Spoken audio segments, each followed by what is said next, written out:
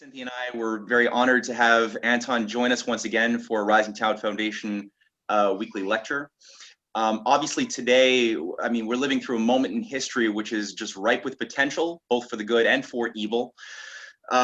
We see that there is a lot of confusion and a lot of the better Americans especially, and also Canadians, people who actually have access to a certain patriotic instinct and are willing to fight right now against this color revolutionary process underway to overthrow nation states, are being induced to increasingly believe that the arch nemesis of America and of Canada and the free world is China and secondarily Venezuela and Iran. And I mean, the level of misinformation being spread through this sort of zeitgeist right now is conscious. It's only successful to the degree that people don't have a grasp of historical context. So, I mean, many people, especially over the course of the Cold War period, were led to believe that really they have a choice of either being, on the one side, sort of like a socialist, that's not even the right word for it, but somebody favorable to social engineering top-down policies, like we see coming out of certain factions within one party in the US, or radical libertarian, individualistic, antagonistic to all federal government ideas. Which you see in a lot of, not everybody, but a lot of like the Trump support base. That is a false dichotomy. The fact is that the US Constitution is based upon a principle of the general welfare. It's the first nation to enshrine the sacredness of individual liberty. And both the individual liberty as well as the general welfare of the whole together are one idea that requires both an understanding of a nation's history, of its raison d'etre, as well as its purpose for the future. So Anton Chaitkin is a renowned historian, somebody I've been honored to know for many years. His work going back through the 1970s and 80s, his research has pieced together the true nature of this thing that today has been increasingly dubbed deep state. It didn't have that name when Anton Chaitkin wrote Treason in America back in 1984. But of course, what he lays out in that incredible manuscript is really the structure of the British intelligence and financial operations permeated deeply within the United States on every level, as well as other countries, which has more relevance for today than people realize. Recently, just a few weeks ago, Anton has added to our understanding of history with the publication of Volume 1 of Who We Are. It's a book that is now available on Kindle and paperback on Anton's website, which I think a few of us here in the audience have already had a chance to purchase and read. So I'd encourage everybody to do that. Anton will now grace us with some of the content and some big ideas, and then we'll just open up for dialogue Q&A after that. So Anton, it's all yours. Thank you, Matt. Great. Since the people listening to this are all of in a different genre of mental acuity, I can get into things that I wouldn't get into in doing it like I don't know, a radio interview or something.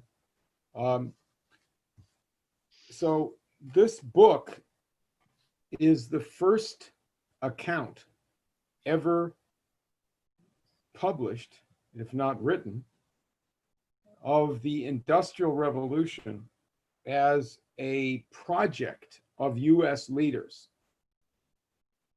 You need to understand that to start with, not only what it is about, but that it is the first one to be written.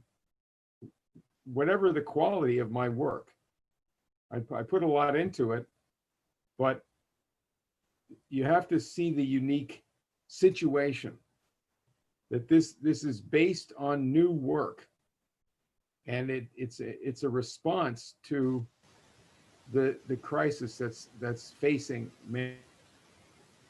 mankind now. That's how this was written. If we were to return to the outlook that I have shown that people had in the past in the United States, the outlook in favor of industrial progress, that would, if we return to that, that would address this crisis that now threatens to destroy our civilization. And I mean the moral outlook of the leading patriot activists that I told about.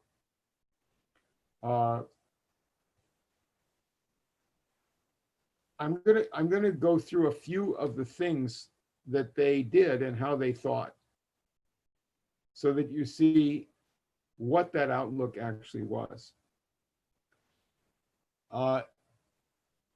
The action in the book picks up towards the end of the book, and the I don't know if you call it a coda or whatever you call it, but the stretto, the biggest action, the most important action is the last 2.5 chapters, where the Industrial Revolution takes place, the first phase. Before that, in the time of Hamilton, in 1792, Hamilton's father-in-law,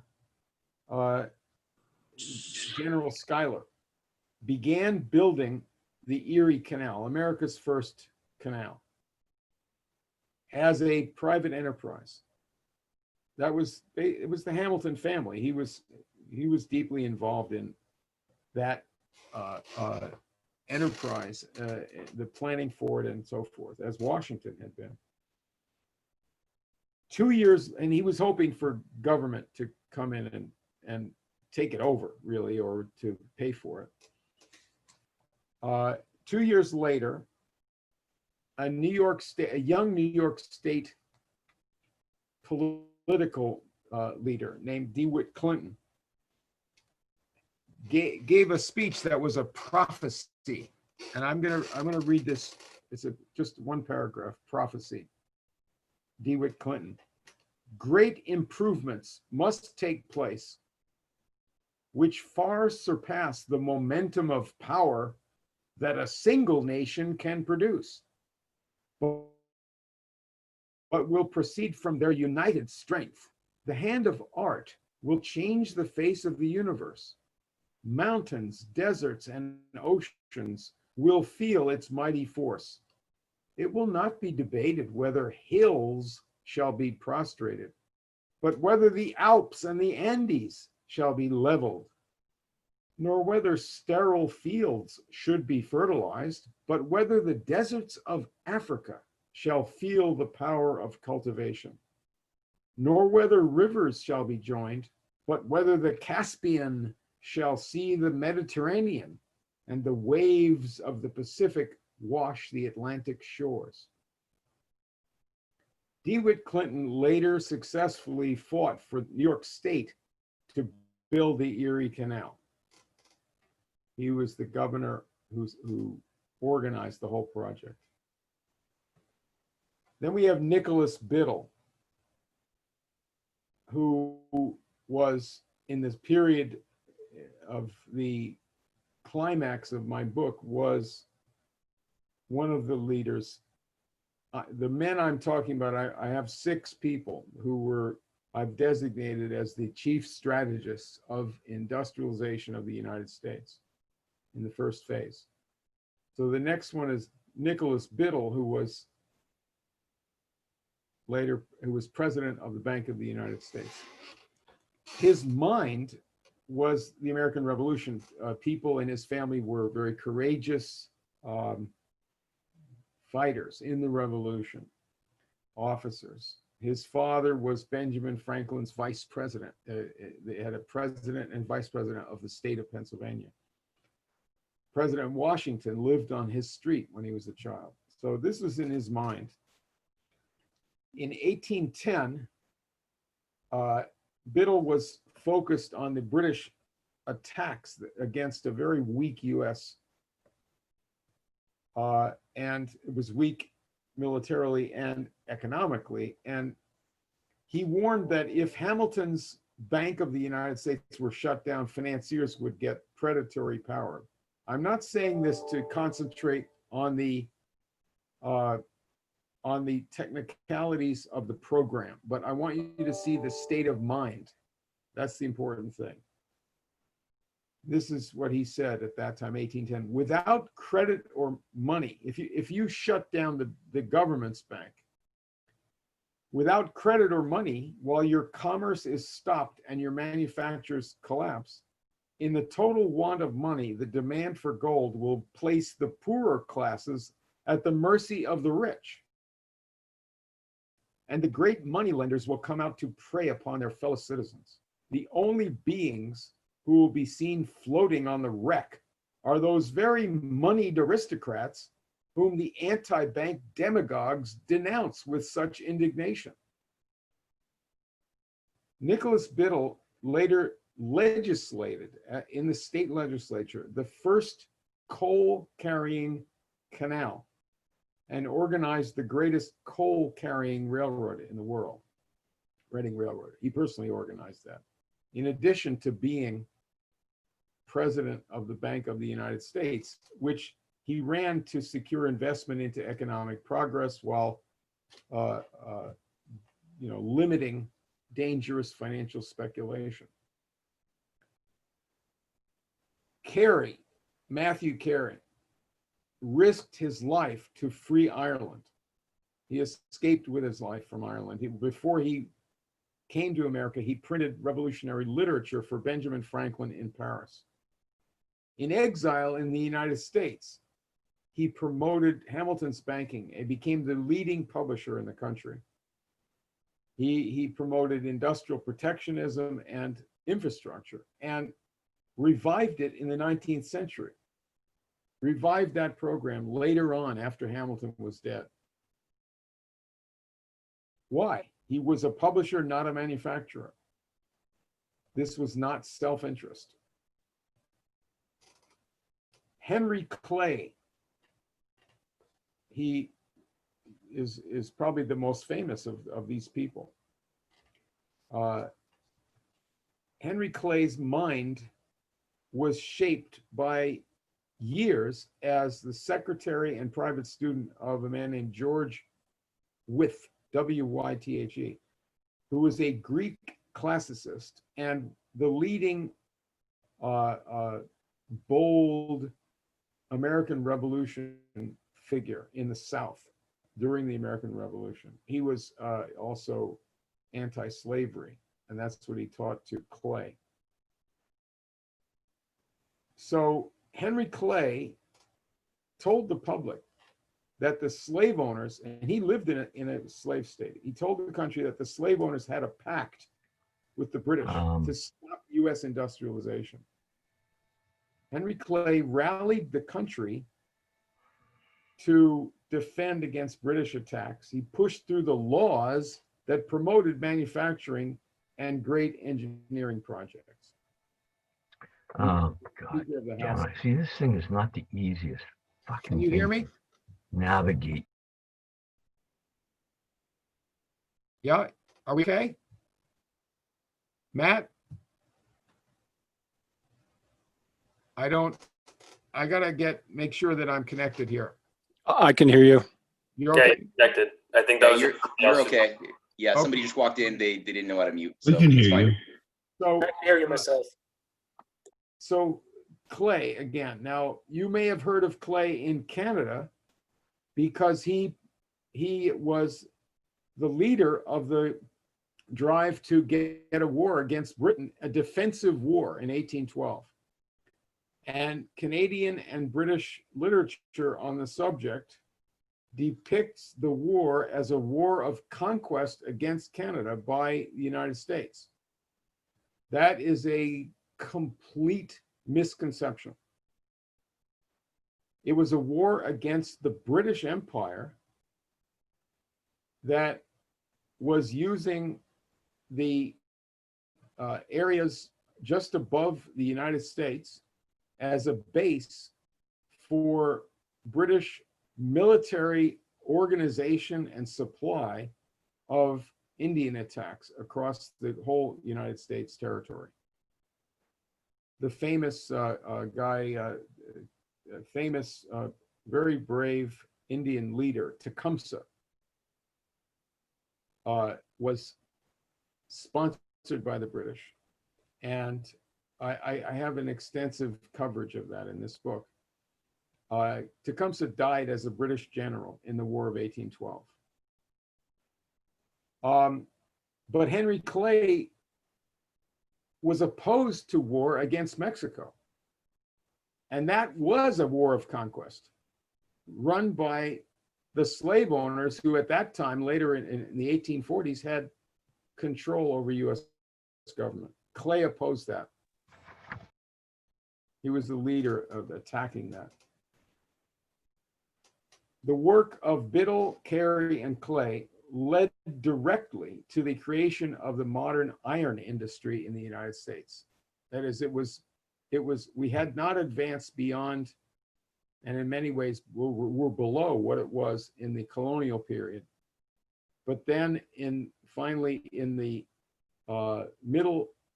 in the 1830s and 40s, as a result of these guys' efforts, we suddenly got a quadrupled and modern technology iron industry. The coal mining industry was started up by Carey and Biddle. There was no commercial coal mining before they did these things that I was describing, the canals, railroads, and certain other things. Then you have John Quincy Adams. Here, I want you to understand his mental map. As Secretary of State in 1821, he said, "It was a fundamental axiom of American policy that looks forward to the downfall of the British Empire in India as an event which must necessarily follow at no very distant period of time. That great colonial establishments are mighty engines of wrong in the progress of social improvement. It will be the duty of the human family to abolish them, as they are now trying to abolish the slave trade." Then, as president, that same man, Adams, assigned Army engineers to design the first American railroads. When there was a crisis in Oregon between the British and the Americans as to who would control it, the British didn't want to settle it, just wanted to control it.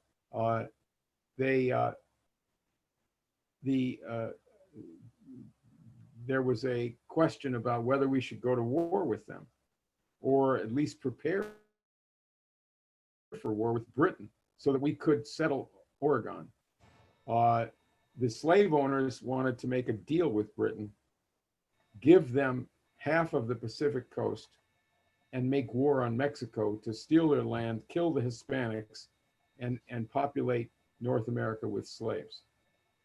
So John Quincy Adams said, if necessary, we should fight the British.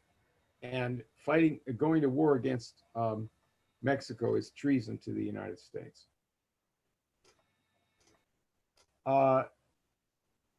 Most importantly, Clinton, Carey, Biddle, Adams, and Clay stood up against the Southern slave owners, consistently fighting them in order to put through their economic program.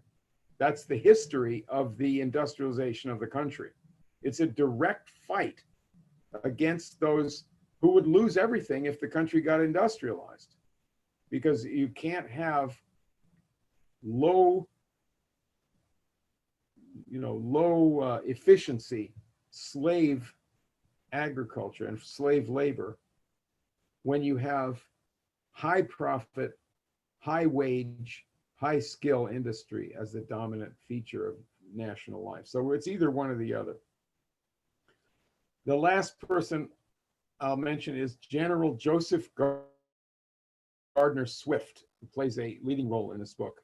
His mind was formed by his family's role in the Boston Tea Party and the American Revolution. His grandfather died as a British prisoner in Massachusetts. General Swift's mentor was the first superintendent of West Point, and Swift became the second superintendent of the U.S. Military Academy at West Point. His mentor was Benjamin Franklin's aide and nephew, Jonathan Williams. So this guy Swift, with the revolution in his whole soul, organized the transformation of the U.S. Military Academy at West Point to train world-leading civil engineers. And the ones that were then later assigned by President Adams to build America's first railroads, to design them. General Swift also set up a manufacturing establishment as an adjunct to West Point. It was called the West Point Foundry, and it was interlocked with the military academy. And they, on the pretext of, not just the pretext, but the assignment of contracts to build cannons for the US defense, that foundry manufactured the first US locomotives. They also built ships. They also built engines for steam engines. They built the pipes and the fittings for the canals. General Swift's work, his personal mentorship and his reorganization of the military for this purpose helped bring about the building of Russia's first railroad, which was built by an American Army engineer, and the locomotives and rolling stock were built by people from Philadelphia.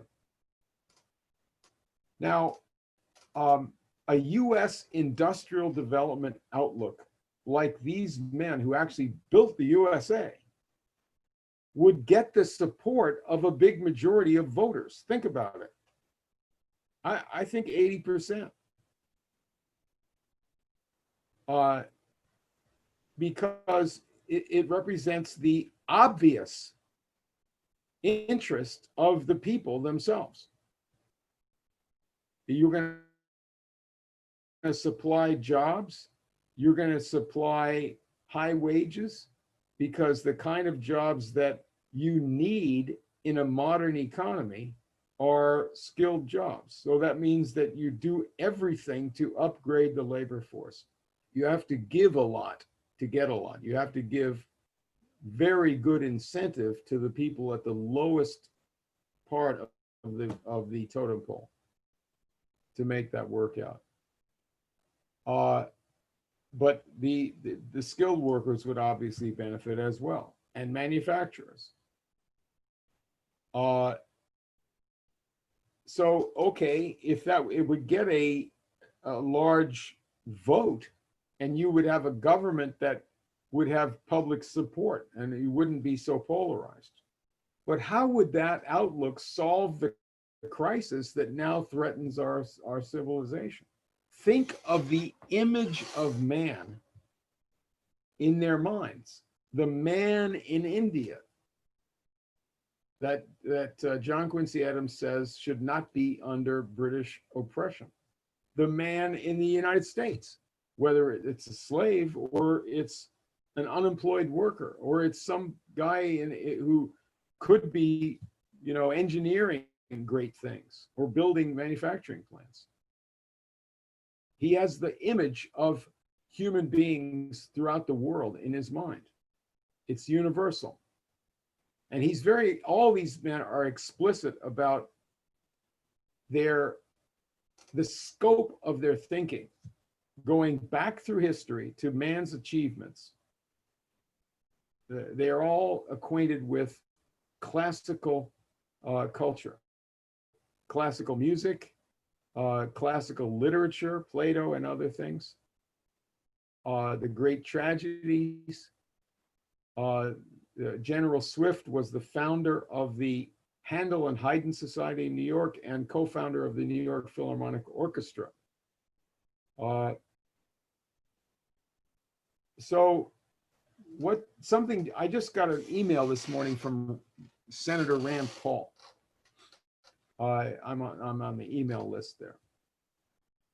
And he said that the Congress had just passed a rotten bill or a resolution. I wasn't clear about it.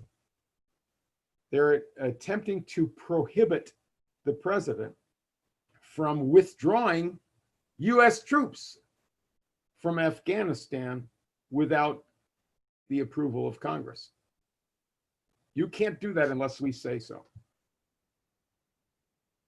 And Senator Rand Paul comments that they do that while also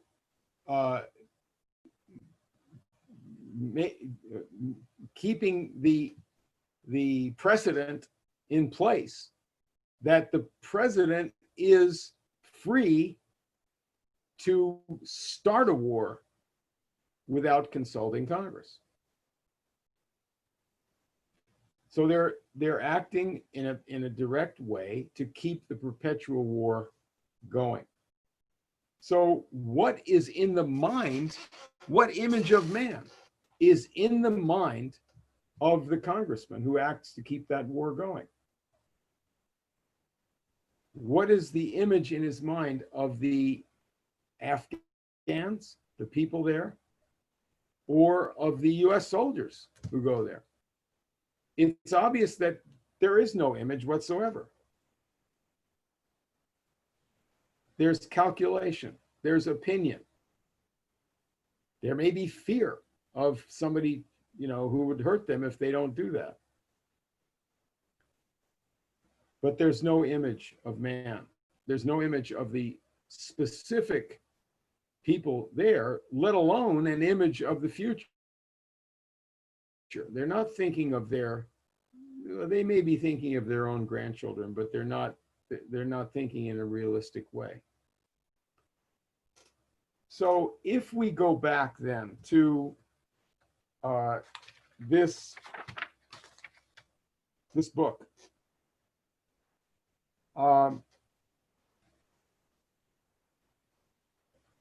these men that whose story I told, I give a succinct biography of the people who organized the industrialization of the United States, the change from a smaller, weak, and more backward economy to build a modern industrial state. They saw man's dignity as something that had to be protected.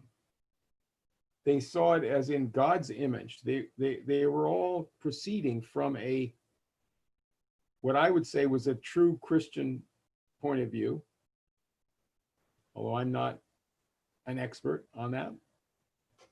But I know the way they thought, and I know what their philosophy was. They saw man's right to have a bright and noble future, because that's who man is. That's the way they thought about it. And that future would be conquering nature and exploring the universe. So we have to return to that which built America. And this book shows what it was. And I'm waiting for people to contradict the story, the facts as presented. Because I think they're gonna have a tough time. So I'm hoping that the steps that are being taken, I and some friends have been working pretty hard to get this out. I have some friends that have helped me do this. I wrote it, but it's not that easy to actually publish a book, technically, and some of it costs money. I'm not even talking about advertising. So we're trying to get this to break containment, but it has some secret weapons. And the main thing is that it's completely unique as the first account of how the United States actually became a great power. I'm going to complete that story from Lincoln to Kennedy in the second volume.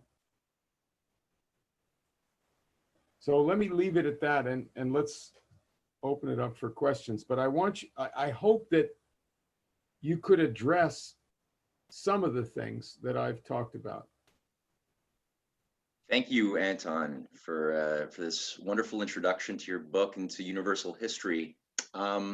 With that, I would just start. Hold on, we got Martin Seif entering the room here. Anybody who wants to pose a question or share a thought with Anton, I think the best thing to do to keep it orderly is to maybe write a message in the chat section to put your name on, and then I'll just call on people individually so that it's not just a big rush to say something. So, do people see how to use the chat? I don't see the chat. Strangely enough, I don't either. Where? Oh, okay. That plan might have not worked out. It's usually there. Let's Yeah, see. it's usually there. I'm on. Can I make it? I have a question. I'm on audio, but Yeah. because my computer's inside, it's on charge. I'm sitting outside on my cell phone. Who is this? But this is Bill Warwick, and basically what I have one comment and two, and the second two is about the American system and MMT. I mean, the president is the commander in chief. This resolution is unconstitutional. He can just tell the Pentagon, bring the troops home now. I'm the commander in chief, and that's what happened.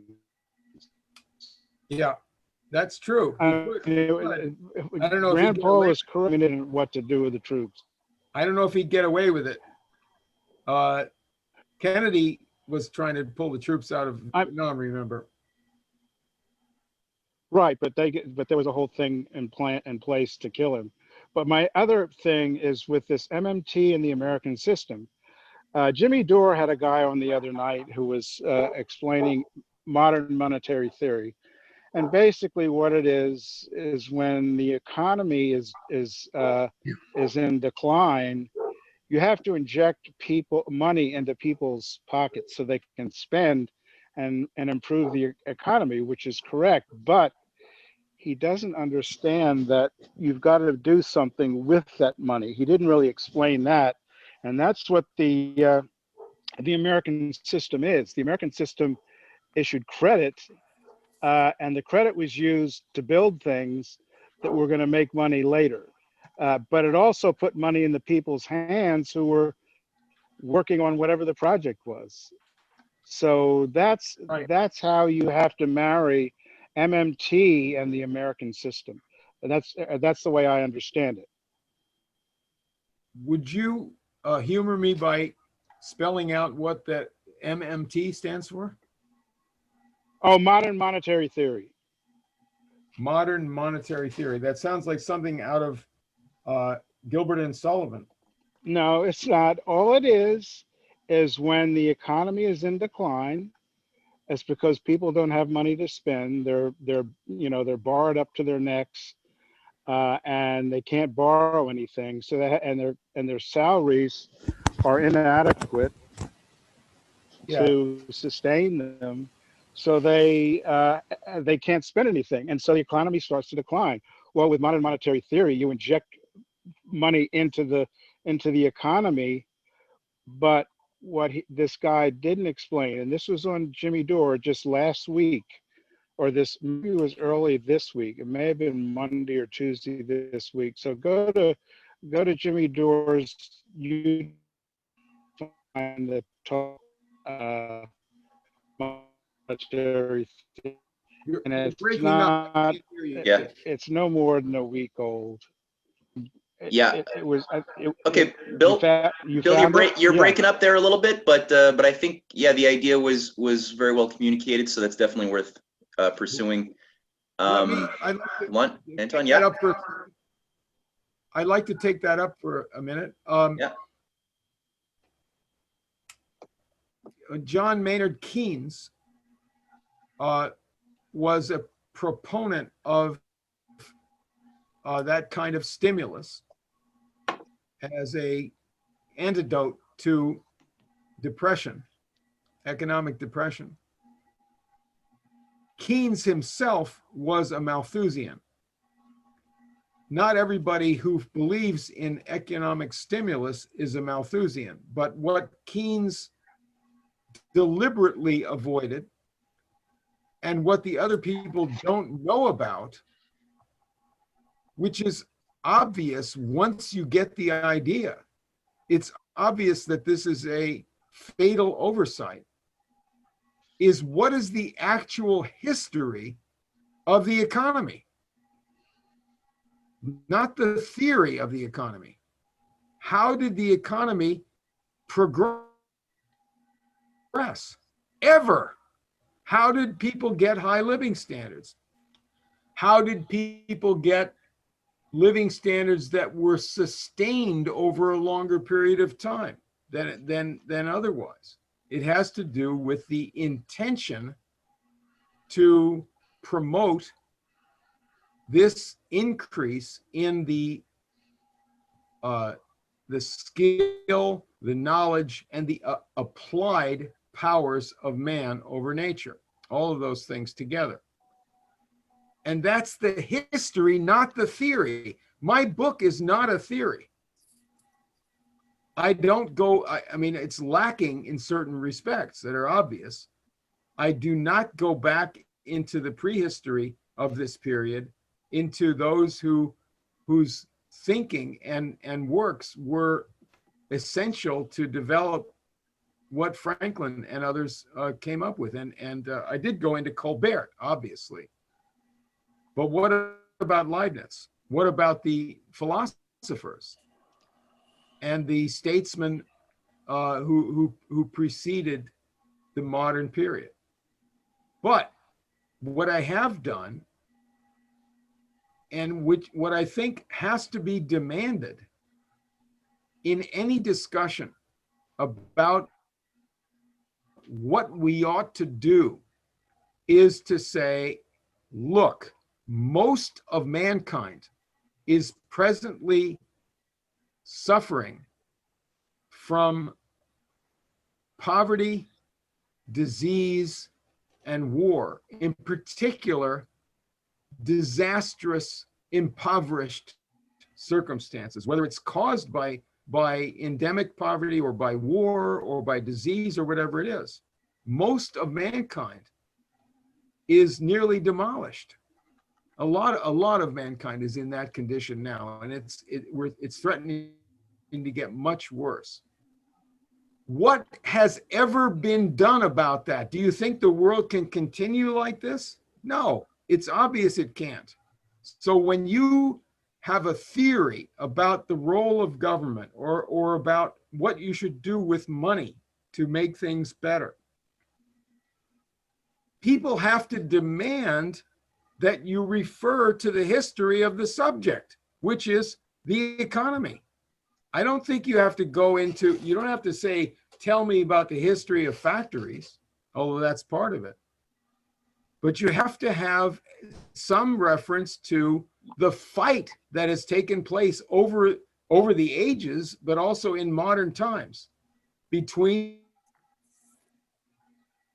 the two sides. One wanted to have both industrial progress and a high wage economy and rescue the poor. That's one side altogether.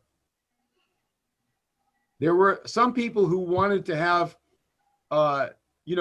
build factories, but wanted to pay low wages. But they're not the ones who organized the creation of this economy or sustained it. Often they ended up destroying it. So you have two sides. One side builds the economy and is responsible for solving the problems. Always. We had these guys in the 19th century. You had them in every country. You had some in Canada. You had some in France. You had people that I'm not discussing now.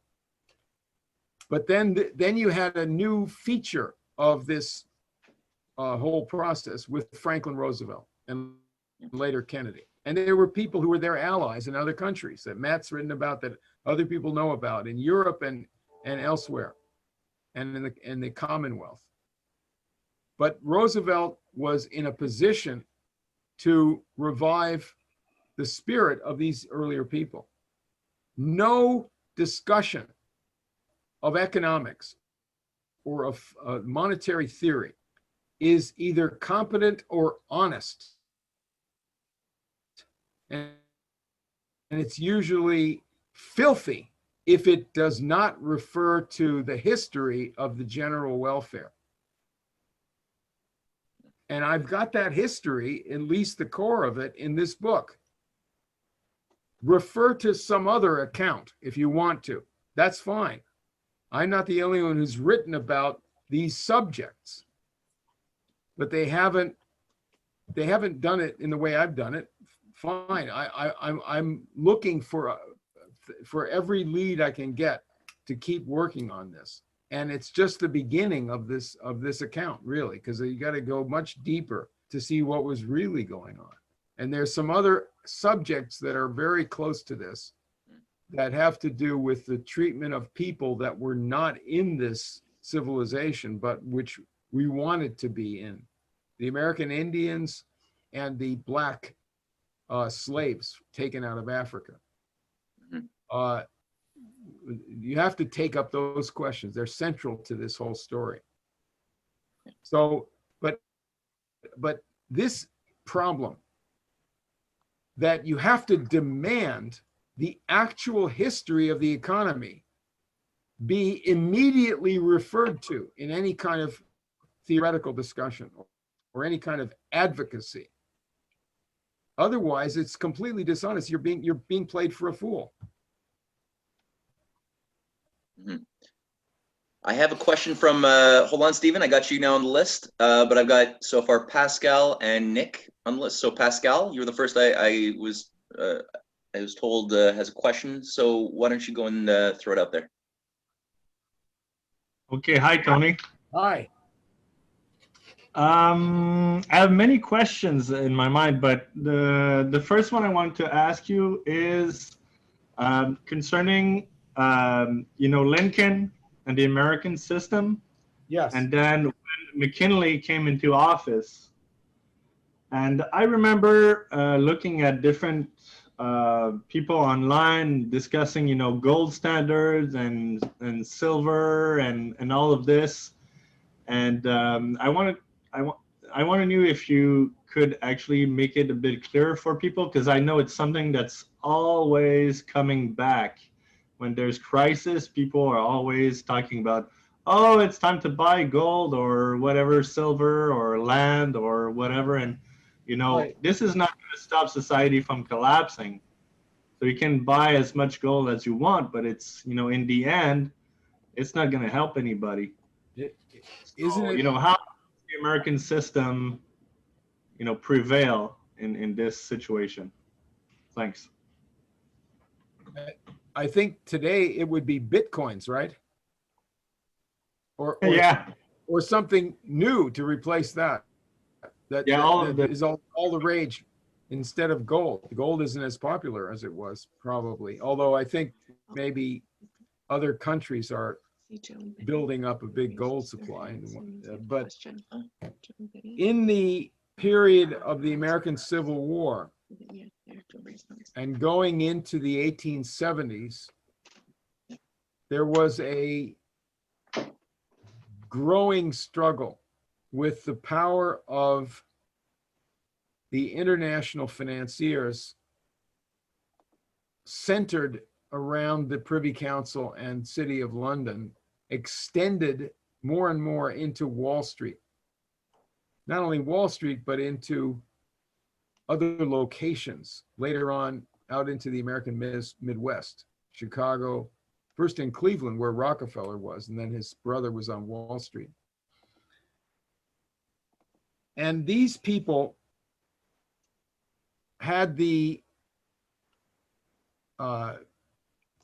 program of restricting credit, restricting available credit, so as to concentrate the power over investment into the hands of those who controlled credit, who had capital. Didn't mean that they had gold, but if you say that gold, they could easily get gold, but they had the capital, and their motive was to stop the influence of the United States as seen the way I've been depicting it. The United States had to be stopped. They could have another United States. You know, the United States of Dick Cheney, the United States of, what's her name, Susan Rice, and so forth. The United States of, I don't know, Harry Truman with the atomic bomb. I don't know, all these things. So these guys said, let us only allow gold and silver, some of them said just gold, to be lawful currency. And if you have a bond on the government, you should be able to get paid it in gold, even though it wasn't arranged that way to begin with. So there was a fight, and Henry Carey, the son of Matthew Carey, Lincoln's advisor, and I go through his role with Lincoln in terms of the facts of that role in the book. Henry Carey and other people in his way of thinking said we need to fight for the right of our nation to issue credit, to have money notes issued, and to have control over banking, control over credit for the purpose of development. This was a fight about the greenbacks. At the same time as they were promoting industrial progress, other people in Carey's immediate circle were sponsoring Thomas Edison at that time to build the first power plants, to invent the electric light and invent public electric power. That was a project of this faction with Edison as the champion. By the time McKinley was president, which is what, in 1897, he came into the White House. Lincoln was assassinated in 65. By the time McKinley was president, the party, the Republican Party that put him up, was pretty thoroughly rotten, controlled by this faction of J.P. Morgan and Rockefeller and these other characters, and they were Anglophiles, like most of them anyway. There were others who still had a Lincoln tradition, but the great steel mills and electricity had been built.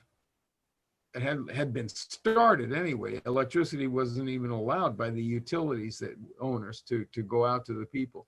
But what you had with McKinley was, at that period, and Teddy Roosevelt came into power by the assassination of McKinley directly. They had, what he was trying to do was to continue industrial progress in all of the Americas, working with Latin America.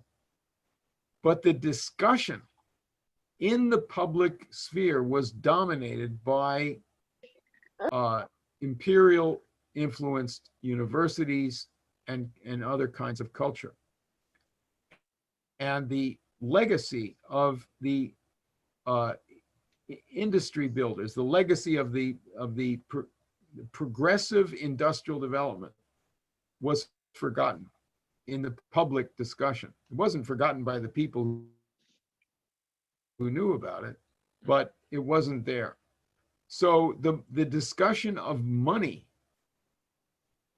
again, as divorced from what was the immediate past history of the economy at that time, and what was the need and the fight going on all over the world, in Ireland, in India, in other countries, in South America, in Asia, in China, who desperately needed to do the same thing America did and build factories, build steel mills, build electric plants, build cities, modern times. That wasn't in the discussion. It was about, it was limited when it was controlled by the enemy to a discussion only of money. Fatal. Mm-hmm. I have a question from Nick. There's a growing list of people who are messaging me. So I've got Nick, then Stephen, Dave, Aaron, Joan, Betty, and Scott. So Nick, go for it. Hey, Anton. Thanks so much for your class today. Thanks for your book. I purchased it for Christmas. I can't wait to get cracking on it. I wanted to talk to you about, you mentioned before your ideas on the image of man. And it's something for me that I think is... Sorry, do you hear me? It's hard to hear you. Right. Yeah, before you were talking about your, you mentioned about the image of man and how it's something fundamental to an individual or a nation's growth. And it's kind of a contradiction in and of itself, because what you see in history, as you well know, is that when you study civilizations, they do, if they're coming from a place of poverty or just general suffering, they'll have a very sensual need to elevate their physical circumstances. So like, it's something I was drawing on a few weeks back, like when Americans arrived in America, there was very little industrialization, there's very little development. So it was easy centrally for those people to exercise their ideas on a free space of land. But for Europeans at the time, it seemed to be a much harder goal to achieve because of the surroundings and the environment that they were placed in was already so maxed out with oligarchism and elitism, and also the structure of everything, the institutions was already so foundational that it was very hard for them to see the space that they could exercise a new image of man. So I'm now going to take that to like China today. Like I wanted to ask you, like, because there seems to be this issue that when a nation achieves a certain kind of freedom from want, there's this sensual complacency that overcomes us. And I think we all understand that individually as well. Like once you reach a certain point of wealth in life, no matter how poor you were before, anybody who's come from a working class will know that you forget quite easily, people forget quite easily their roots or the sufferings of the past. So how does one overcome that kind of contradiction that you know what are the right things to do, you know that progress is essential for the betterment of each and every one of us and the nation as a whole, but once we've achieved a certain kind of freedom of wanting, and there becomes this kind of complacency, like, oh, I'm fine, I can feed my children, I go to work and I do my life. And it seems to, with each civilization through history, they seem to reach this point where it's so easy for the populace to lose sight of what is the purpose of man. And as you've just been talking about it, when it becomes money or monetary policy in economics, which you could argue is not really economic at all, it's just money printing, that's not economy, that's the same as I missed a few of the words that you said, so I want you to clarify what it is in China that you're talking about with this more complacent attitude. Are you talking what I'm saying about the people who have cell phones? No, yeah. Well, I don't know if people here watch a lot of China or their media and stuff, but like even in you do start to see, like, in the younger populations, there's this kind of commercial attitude that kind of takes place, and this popular opinion. I think it's more popular opinion that starts to like infiltrate their minds, and they become, fashion is a way of doing that, how it kind of places a social expectation of how people should dress, how you should behave, how you should conduct yourself in day-to-day affairs. So I guess the ability for a nation not to fall into this trap of complacency after having a period of enormous success like China's going through the past 40 years and is just coming back from the moon this week. America did all these things 40 years ago. So is China going to have the same problem? Probably likely that they are, because it seems to be a human conditional problem, like a kind of contradiction of ourselves. And how do we overcome that? I think it lies in what you were saying earlier about the image of man and how we see man and his ability to produce good things and objects for the greater good on this planet, or if you're just doing it for the sake okay, now I want to answer because you've raised really what amounts to the central problem in the world that confronts the entire world. It's a problem within the United States, and it's a problem among the countries and within the countries. It applies to the situation between, say, Israel and the Palestinians. It applies to India versus China. It applies to a lot of things. It certainly applies to the problem of culture and the slave issue for culture of young people in the world who are in social media or opinion or whatever.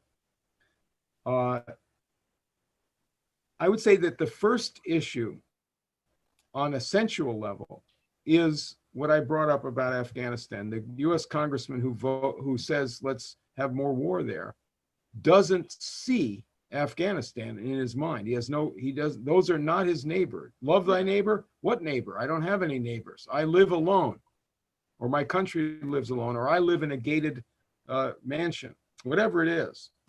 He doesn't see his neighbor. Any child or young adult who is wedded to the decadent postmodernist culture. Postmodern means feudal, by the way. That's the definition of it, right? It's not modern. Modern is electricity and space program. So any child that is in that doesn't have an operative compassion for other people, doesn't have any sense. They don't even have romantic attachments to other people in many cases, right? So what is the problem? How do you deal with this? Start with the history. How did we solve this problem in the past? Well, there were certain people, certain individuals, certain teams of individuals, as in this book, that took it upon themselves to do what was necessary because they had certain gifts of heritage or other gifts, right? In other words, what if the United States remains in the disaster of the post-Kennedy era, the coup d'etat that was the murder of John Kennedy, that put a murder demonstrably committed by fascists? What if we remain in that era, which has different features at different times, but really that you're talking about the deficit?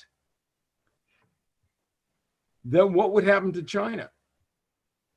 What would happen to the nuclear weapons that are stored by all the great powers? What do you think is going to happen with that? I don't think it's going to have a good ending. I don't think that, and in fact, I would bet that the destruction of civilization would be not by nuclear war, but by a quick devolution in a lot of ways. Right. So what is the issue? What do you have to think about? The United States, to rescue itself from its very frightening situation, the people in America are frightened. Across the board, people are frightened by by facts, by polarization, by fear of the future, and so forth. So in order to, the United States has to do something differently, and other countries have to do something differently as well. Supposing that there is a partial breakthrough, which is the way you would obviously have to hope for. The world is not going to all change at once. But supposing that there's an initiative somehow between, say, some of the US or the US and some other countries, or some other countries working together, but inviting the US in and so forth. An initiative to think about what Kennedy wanted to do in the Middle East. He proposed, you read my article about Kennedy versus the Empire. His program was that they build nuclear power plants throughout the Middle East that would be, and they would have the cycle, the nuclear cycle, so you use the waste for refueling. And that these would be geared towards desalination. The United Nations, the International Atomic Energy Agency, what's the word, letters for that? Was changed by Kennedy for at least temporarily, with a committee structure that was for that purpose. The United States and Russia, Israel and the Arabs, Egypt and other countries, US and Mexico, all to build nuclear powered desalination plants, and that these would be joint projects between enemy countries, so-called enemy countries, because no country is the enemy of another by nature. We do have enemies, but they're crazy people, right? Right? Isn't that the truth? We have enemies who are crazy from one standpoint or another, but it's not a nation, it's not a country. So if you had that kind of joint building project, then obviously there'd be other things too. The space program, he wanted to have the US and Russia join together to do the first moon landing. That was supposed to be a joint project. But supposing you had that type of initiative as a new initiative for solving some deadly problems. And the intent is clear just from that action. The state of mind of somebody involved is clear to the public. It represents something that is the genie coming out of the bottle and you can't put it back. The public sees that. Yeah. What if the people in Iran saw that? And so forth, right? What if the people in Israel saw that? Crazy people, by and large. People, right? So what would be the reaction of the young people in China to the world catching up to the intention of the Silk Road and the Belt and Road? Right. The world catching up to the potential of space travel. China is not going before the mankind and saying our destiny is to explore the universe because that's what man is all about. They're not saying that. They're just doing these things that are good. Yeah. But they don't have the confidence to tell the United States and the rest of the world what they ought to know about the past and future of mankind. And there's things about the past of mankind that China doesn't know about. They obviously know a lot about it because they've been around longer than the other people. But there are some things about Western progress that the West and China don't know. So the question is, what must we do? We who know anything. That's the question, not what will happen if the kids are jerks. What I would just say, if they're limited, right? If you're a teacher, you see a jerk and then or a brat, and then you see the transformation of that person into just a miracle of a mature and caring person and a genius, possibly. Like a Helen Keller. Yeah, there you go. That's right. It's exciting, right? Everything. Some autistic ne'er-do-well. You have to base all this on excitement. You got to make people excited because you show them what's possible, right? By doing the progress and at least in some way getting them to understand how it was done in the past. That is the only way it's been done. Look at what we've accomplished. Right now, civilization is not in good repute for good and bad reasons. Anton, I have Warren. I just saw that you raised your hand, so you're on the list. Don't worry, I won't forget about you. Dave is going to have a question next, but I based on what was just said, I just had one little thought. I personally wanted to contribute because I've had a lot of chances this week to speak at various platforms on why China is not the enemy. And it's really British intelligence that people need to understand. And the thing that I noticed across the board is almost everybody who participated in these various discussions did not know that Sun Yat-sen, the founding father of the Republic of China, was a Christian himself on the one hand, and was a follower of Abraham Lincoln, who studied American system economics and fought to bring that and use that as the basis for the overthrow of the dynastic system. That was not known by anybody who I spoke to, and it's a big mind blower. And when you start looking at Sun Yat-sen as well, and his vision for the international development of China, modeled explicitly on the American experience of industrial development, protectionism, Hamilton he cites, it's really inspiring to see what is actually being awakened in the form of the Belt and Road, and China currently, which really both Taiwan and mainland China are both sort of celebrating Sun Yat-sen. He's really an untouchable. It's quite a phenomenon. But this is really being celebrated and invoked right now. So that's just something I wanted to throw in there. And if you want to say something about that, you can do that. Otherwise, I'll call on Dave. Go ahead. Keep going. That was good. Dave, go for it. Hey, Anton. Thank you for the talk. I've been doing a lot of meditating on this general idea of outreach as well. And I'm hearing everything you're saying. It's crucial, that history. And I've been doing a lot of surveying online. I like to see what's going on, what different outlets are talking about. And I'm hearing the story that you're telling, the history that you're laying out.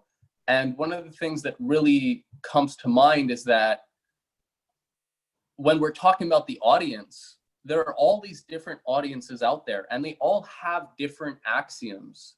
There's a lot of these, for example, I find it fascinating. There's a lot of these conservative groups that are rising up that recognize, there's this sort of fascist takeover, and they're becoming more sort of pronounced, and they're becoming bolder in their attacks, because they're seeing that, there really is this sort of fascist surveillance state being set up, and it's coming for them. So people are getting a bit more, they're starting to take it a bit more seriously, but they also have these axioms. I was looking at, there's the Claremont Review of Books. That's an interesting one. The Imaginative Conservative, interesting. They have an appreciation for classical culture. I've been looking at PragerU University. They have solid material, and they're good at polemics.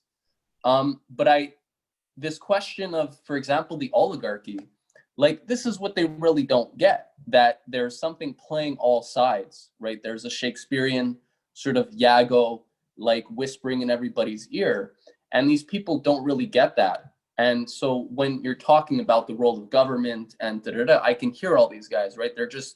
They're gonna buck as soon as they hear this idea of government and credit and national bank. But why are they bucking really is that they don't get that higher meta system that you've talked about, that is sort of that is targeting them specifically, and they don't even realize it, and it's flooding the field, right? That's what they do. They flood the field with all sorts of different axioms for different groups. So even some of the better ones still have these beliefs that blind them, but I don't think so. I think a lot, the challenge is it has to be personalized depending on who is being approached. I mean, my question to you is like, how are you going to approach this question of the oligarchy, for example, which is really, you know, playing all sides, flooding the field, and they're being victimized by some of the false narratives as well, even though they're very good in certain respects. You know, I mean, Tucker Carlson's pretty interesting guy. He's very anti-China, but you know, Glenn Greenwald, there's all these types of people and they all have different them. So how are you going to deal with them? You know, we have to sort of. So let's start off by making what you said general, including for yourself and your friends. Mhm. And what I mean by that is, if one has in one's mind, in one's mental map, in the illustrations, let's say, for thinking, the oligarchy as the enemy, and that's it, No, of you're course. lost. Of course, yeah. Because you have to start at the other end, and then you see what these guys are, you know, what they're opposed to. That you have to start. I mean, like when we used to organize and ran into police problems influenced by the FBI, we would have published cartoons and about the FBI, making fun of them as inept and silly, as well as you know, doing things that are indecent. But it was a lot of humor there. But we were starting with the other side. So let's take up what you said about, you mentioned the Claremont Review. I take it that that's related to Claremont College out in Southern California, which is a noted center for the Straussians. Are you familiar with Strauss? This Yeah. is a form of conservatism that we identified back when we published this pamphlet called, what was it? It's about Dick Cheney, as sort of the son of the devil, right? The children of Satan. Yeah, children of Satan. There you go. And so they derive from this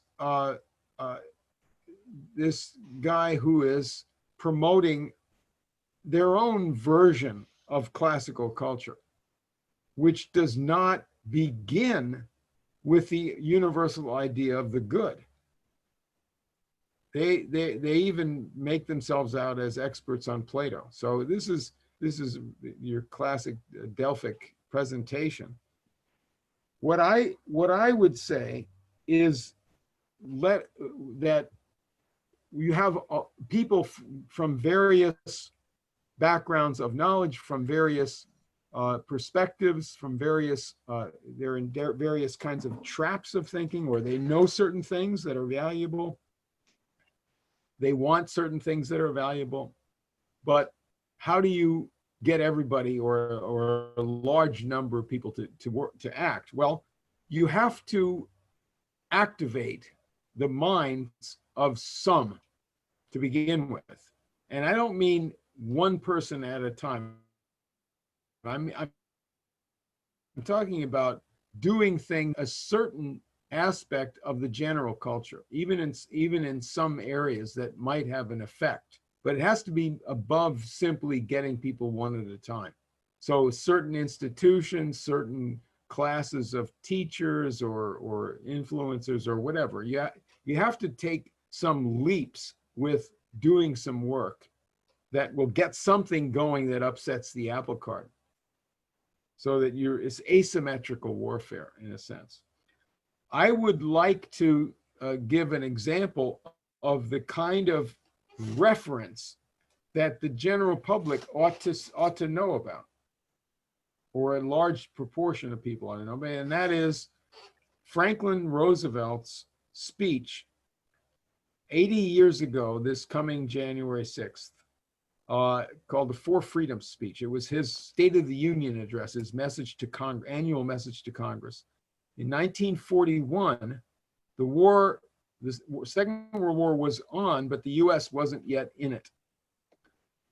And Franklin Roosevelt spoke of the need for the United States to help defend the people under attack by Hitler and Mussolini in Japan.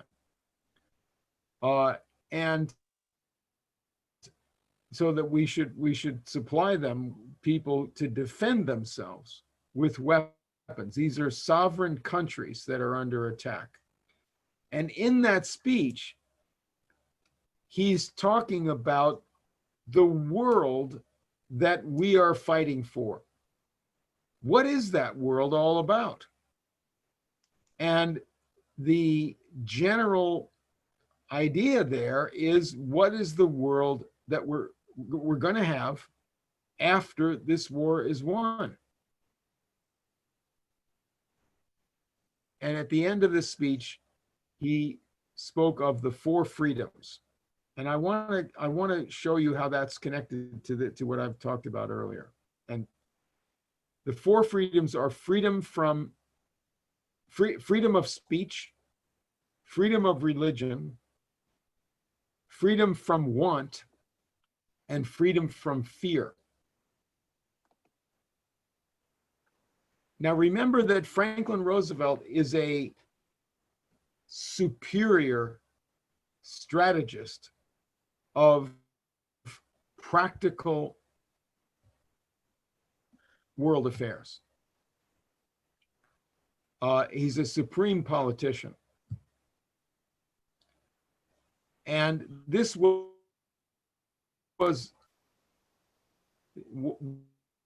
what he had in mind. We make of that have to be jibing together. Let's think about those things that he mentioned, those four freedoms in today's world.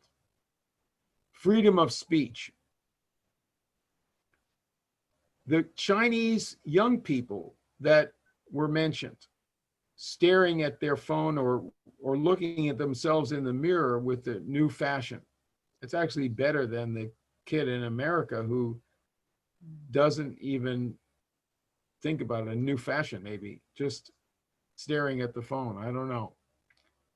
But that child, or the American child, or the Canadian child who's in that, doesn't speak.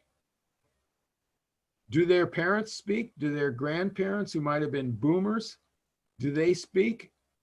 And by speaking, I mean actual speech, real speech, important speech, speech about their future.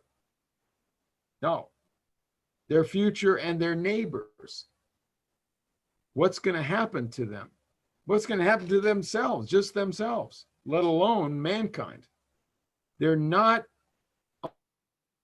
allowed to do that. And it's not just censorship by big tech or by government. They just don't speak. They're afraid, or they don't know enough, or things. So we do not have freedom of speech right now. It's gone.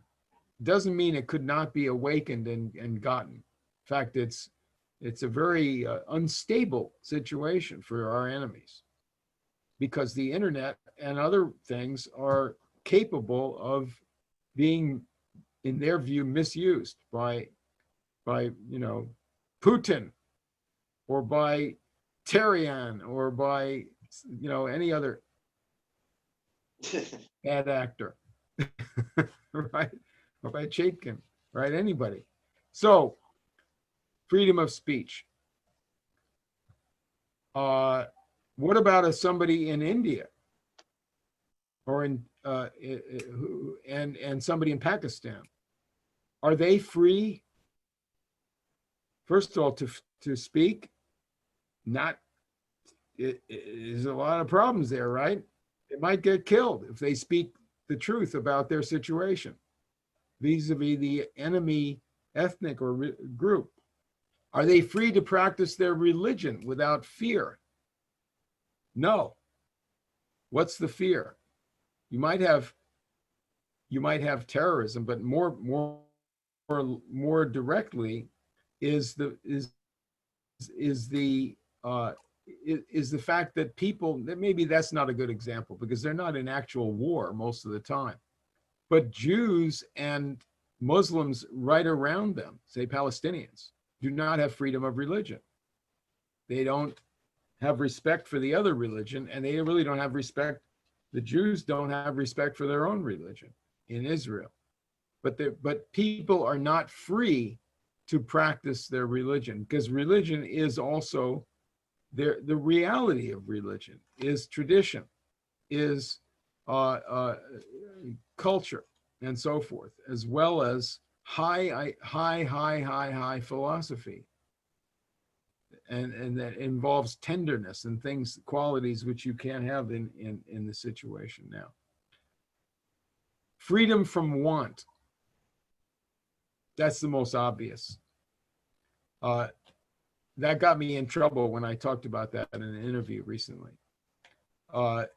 Franklin Roosevelt said that's a universal right of mankind. And that got written into the United Nations Charter. Article 23 of the Declaration of Human Rights, and the whole charter of the UN is based on the 4 freedoms of Franklin Roosevelt. Doesn't mean that's what the UN does, but that's the basis of it. That was agreed to by the world. It's based on his idea, and his idea about what America's role ought to be to help guarantee that with Russia, China, and Britain. He was for good American-British relations, just the same way Franklin was. Not the British Empire, but Britain as a country. But the freedom from want is obvious. If that's human rights, how do you get the freedom from poverty, the freedom from this desperate material circumstance? How do you improve material circumstances? By doing what, maybe now you say by doing what China's doing, they got people out of poverty, but by doing, if in America's case, the American system, and later Franklin Roosevelt and John Kennedy, and they were paying direct attention to raising people's living standards. That's all the way through. I got in trouble for bringing that up on this interview recently. There were 2 comments that were sent in saying that I was peddling soft communism. Which interview was it, by the way? That was the, I think it was the second, SGT. SGT.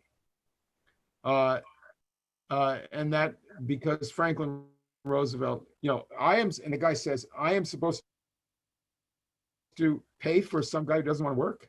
Yeah, a swine, right? He does not. He's no image of the actual people that are under discussion, that are in desperate need. He has a welfare queen in his mind, right? It's just a swine. So freedom from want is a human right. And then freedom from fear, that's pretty obvious too. The most obvious is you can't have these wars.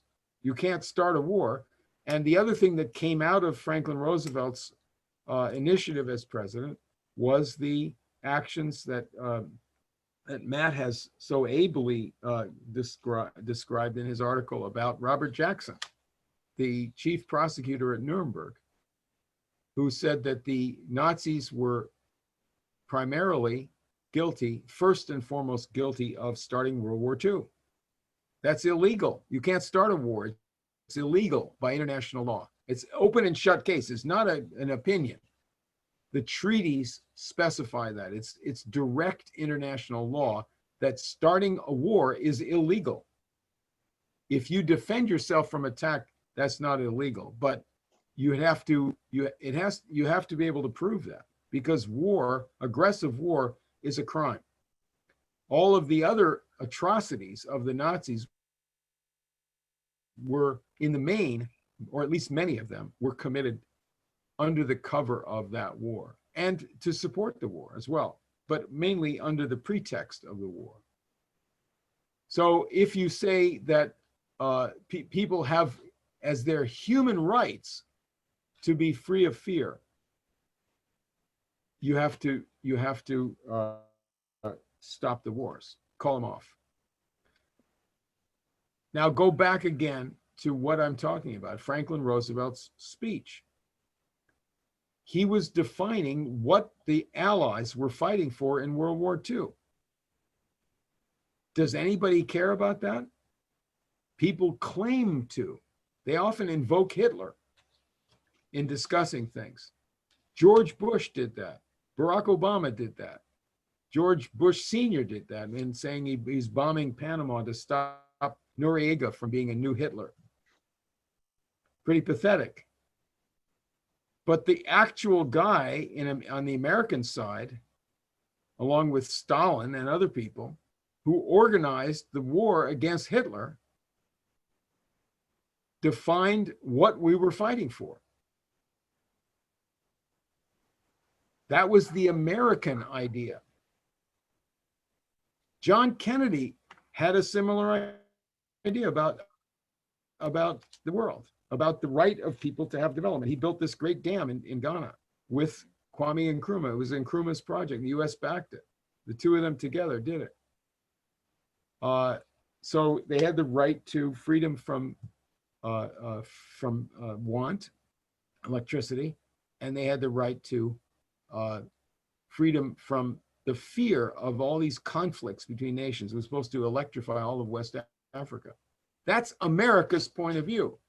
If you say that being generous and helping development to stop want and fear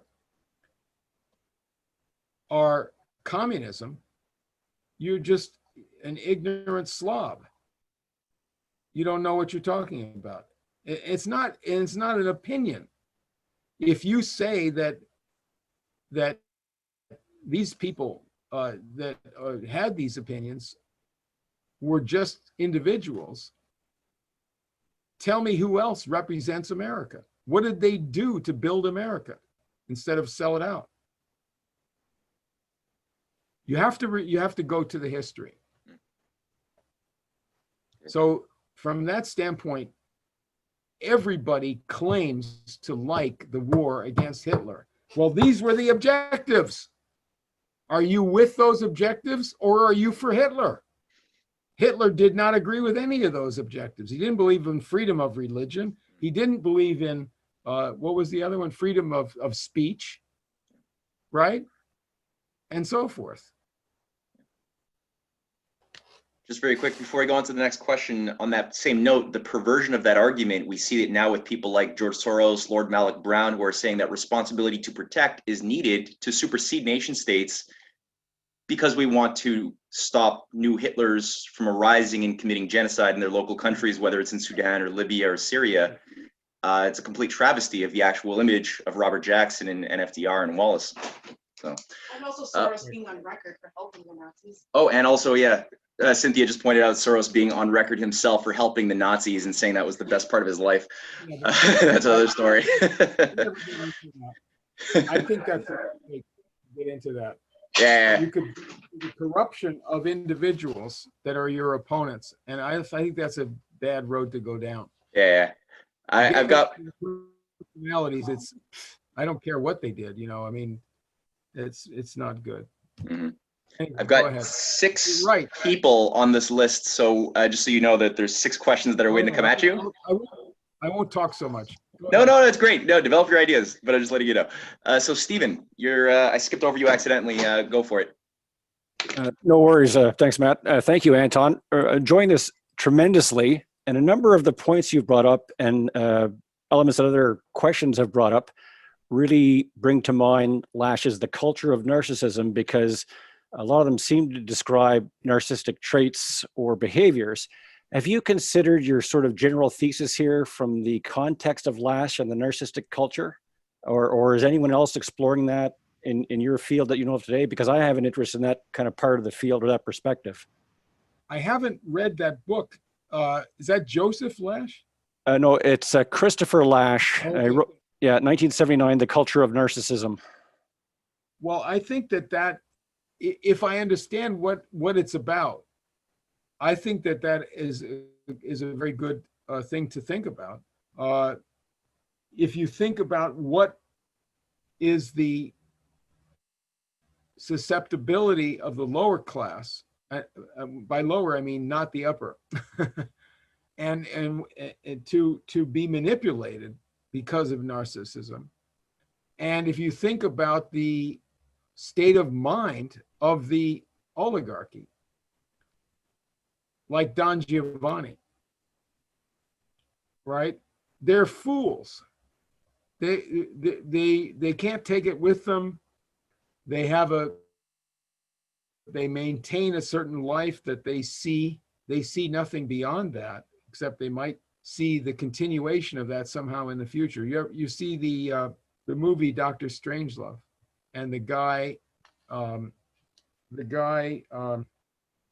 played by Peter Sellers in the wheelchair, some combination of, I don't know, it's supposed to be Henry Kissinger's accent or something, but he's saying when the bombs drop, the H bombs, we will be down in the bunker with virgins, right?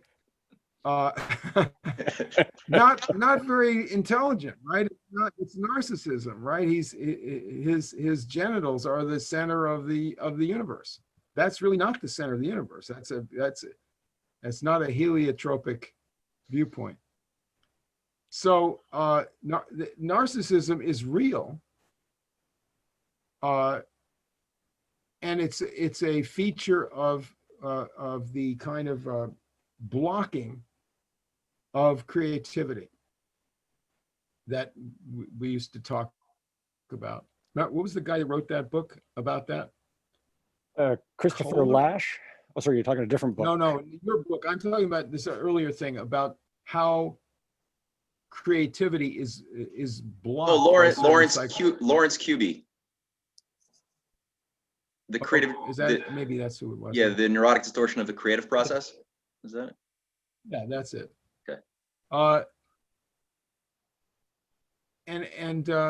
Yeah, I don't know. I guess what would be good is if you could write up a review of that book and say how that connects to the general problem that we're facing. That would be good. Oh, good. I've got a little homework for me. Thanks. Yeah. All right. So next up we have Aaron Kelfin here in Montreal. First of all, I want to say thank you very much. I thought that this was, I definitely have to buy your book and read through it. Only $9.99 on Kindle. Okay. I probably had a question earlier on, but I think at this point, it's turned kind of more into a comment, but I'd like to frame it first before I go into it. So I met Matt about 6 years ago, and this would be the first time that I was introduced to this other side of history, let's say, right? The kind of what's been going on parallel to what I was being taught in school and what I'm still being taught now in my second to last year of university. And so recently I had the opportunity for one of my classes to start working on a report, which I intend to continue as my master's thesis. And the report that I'm working on right now is the first part is framing what I've come to discover as the American system, as you've described it. I had the opportunity to read through Carey's Harmony of Interest, and as well as looking at the reports of Hamilton's report on public credit and national banking.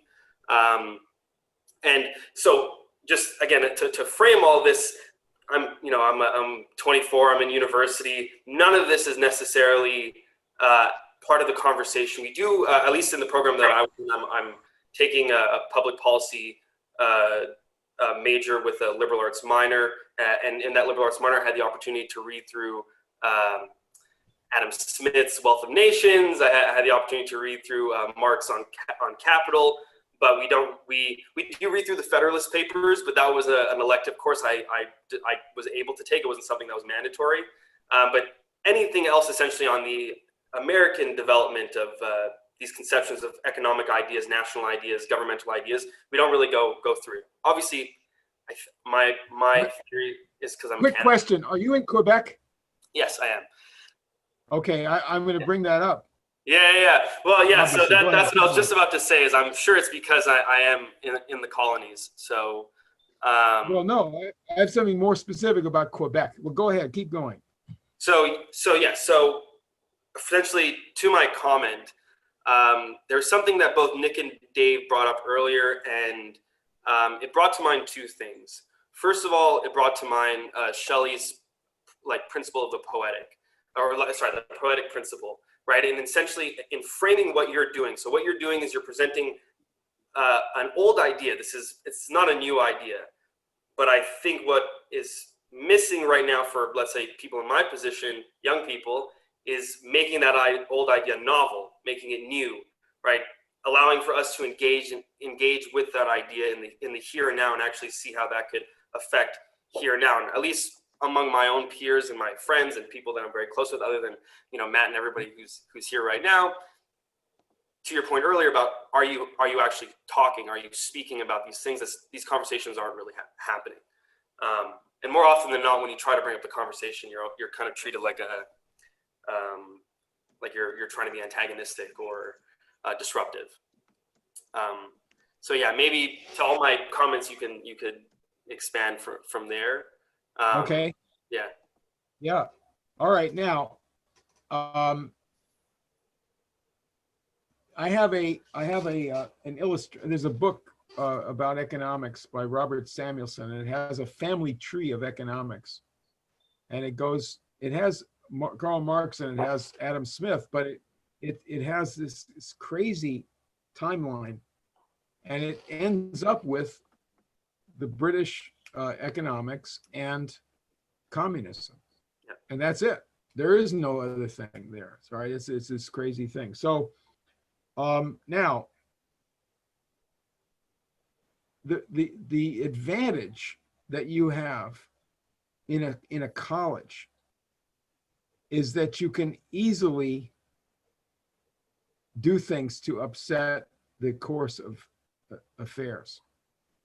You don't have to scream and have a riot or burn anything. It's very easy to very quietly, or at least in terms of the level of noise, upset things. Who is the founder of Quebec? What's his name? Well, modern Quebec. You mean when? Like who is Samuel the Deschamps? founder of Quebec? You come up with some answers. Cartier. I'll tell you my answer. You start. Who do you think I have in mind? Levesque. From the standpoint of what I've been talking about. Columbus. What's that? Franklin. Albert. How about Colbert? Colbert. Yeah. Colbert. Isn't he really the founder of Quebec? Not as far as I was educated on. Well, what is his relationship to the settlement of Canada? He started it. Yeah, he started the settlement. In other words, there were other people who came here, but what was the intention? Some people were doing adventures, some people were doing whatever, but there was another intention among the rulers in Europe or among the wealthy or whatever to have trading with the natives and to play various kinds of games, both with them and against them, and also against other countries, instead of building up civilization. So he said, let's settle this area and bring civilization in, improve things. By the way, the people who want to do that and are serious about it always want to do the right thing with the natives. The people who don't, this is where the subject, there's a rotten discussion about this, about the history of the treatment of the indigenous people. But leave that for the moment. The founder of Quebec as a European project, as a settlement, not just say some foreign country conquered some territory. That's not, what did you set up? India was conquered by England, but they didn't settle India, right? They didn't make it into a new England, did they? They just raped it and looted it and set people against each other to kill each other. So Colbert, who was desperately trying to get the King of France to be not a barbarian and a narcissist, that was the chief problem with the king, Louis XIV, right? He was an idiot, a narcissist. So he wanted him to live in the Louvre because it was a science place. So anyway, he sponsored Leibniz, and that's it. So this guy who believed that the government should direct the progress of industry and protect industry and develop science and also protect the freedom and dignity of man, right? That's his idea. Made great accomplishments in France, but also founded Quebec. Now, how can you have a discussion, an honest discussion? The word honest comes in here. That's the key thing. Can you have an honest discussion in Quebec, of all places in the world, about economics if you leave out the most famous French economist ever, who was the founder of the place you're studying it? How is that an honest discussion? And I in chapters 2 through 5, I think, I go through in this book how Lord Shelburne developed this whole attack on France and on other countries based on trying to wipe out the influence and legacy of Colbert.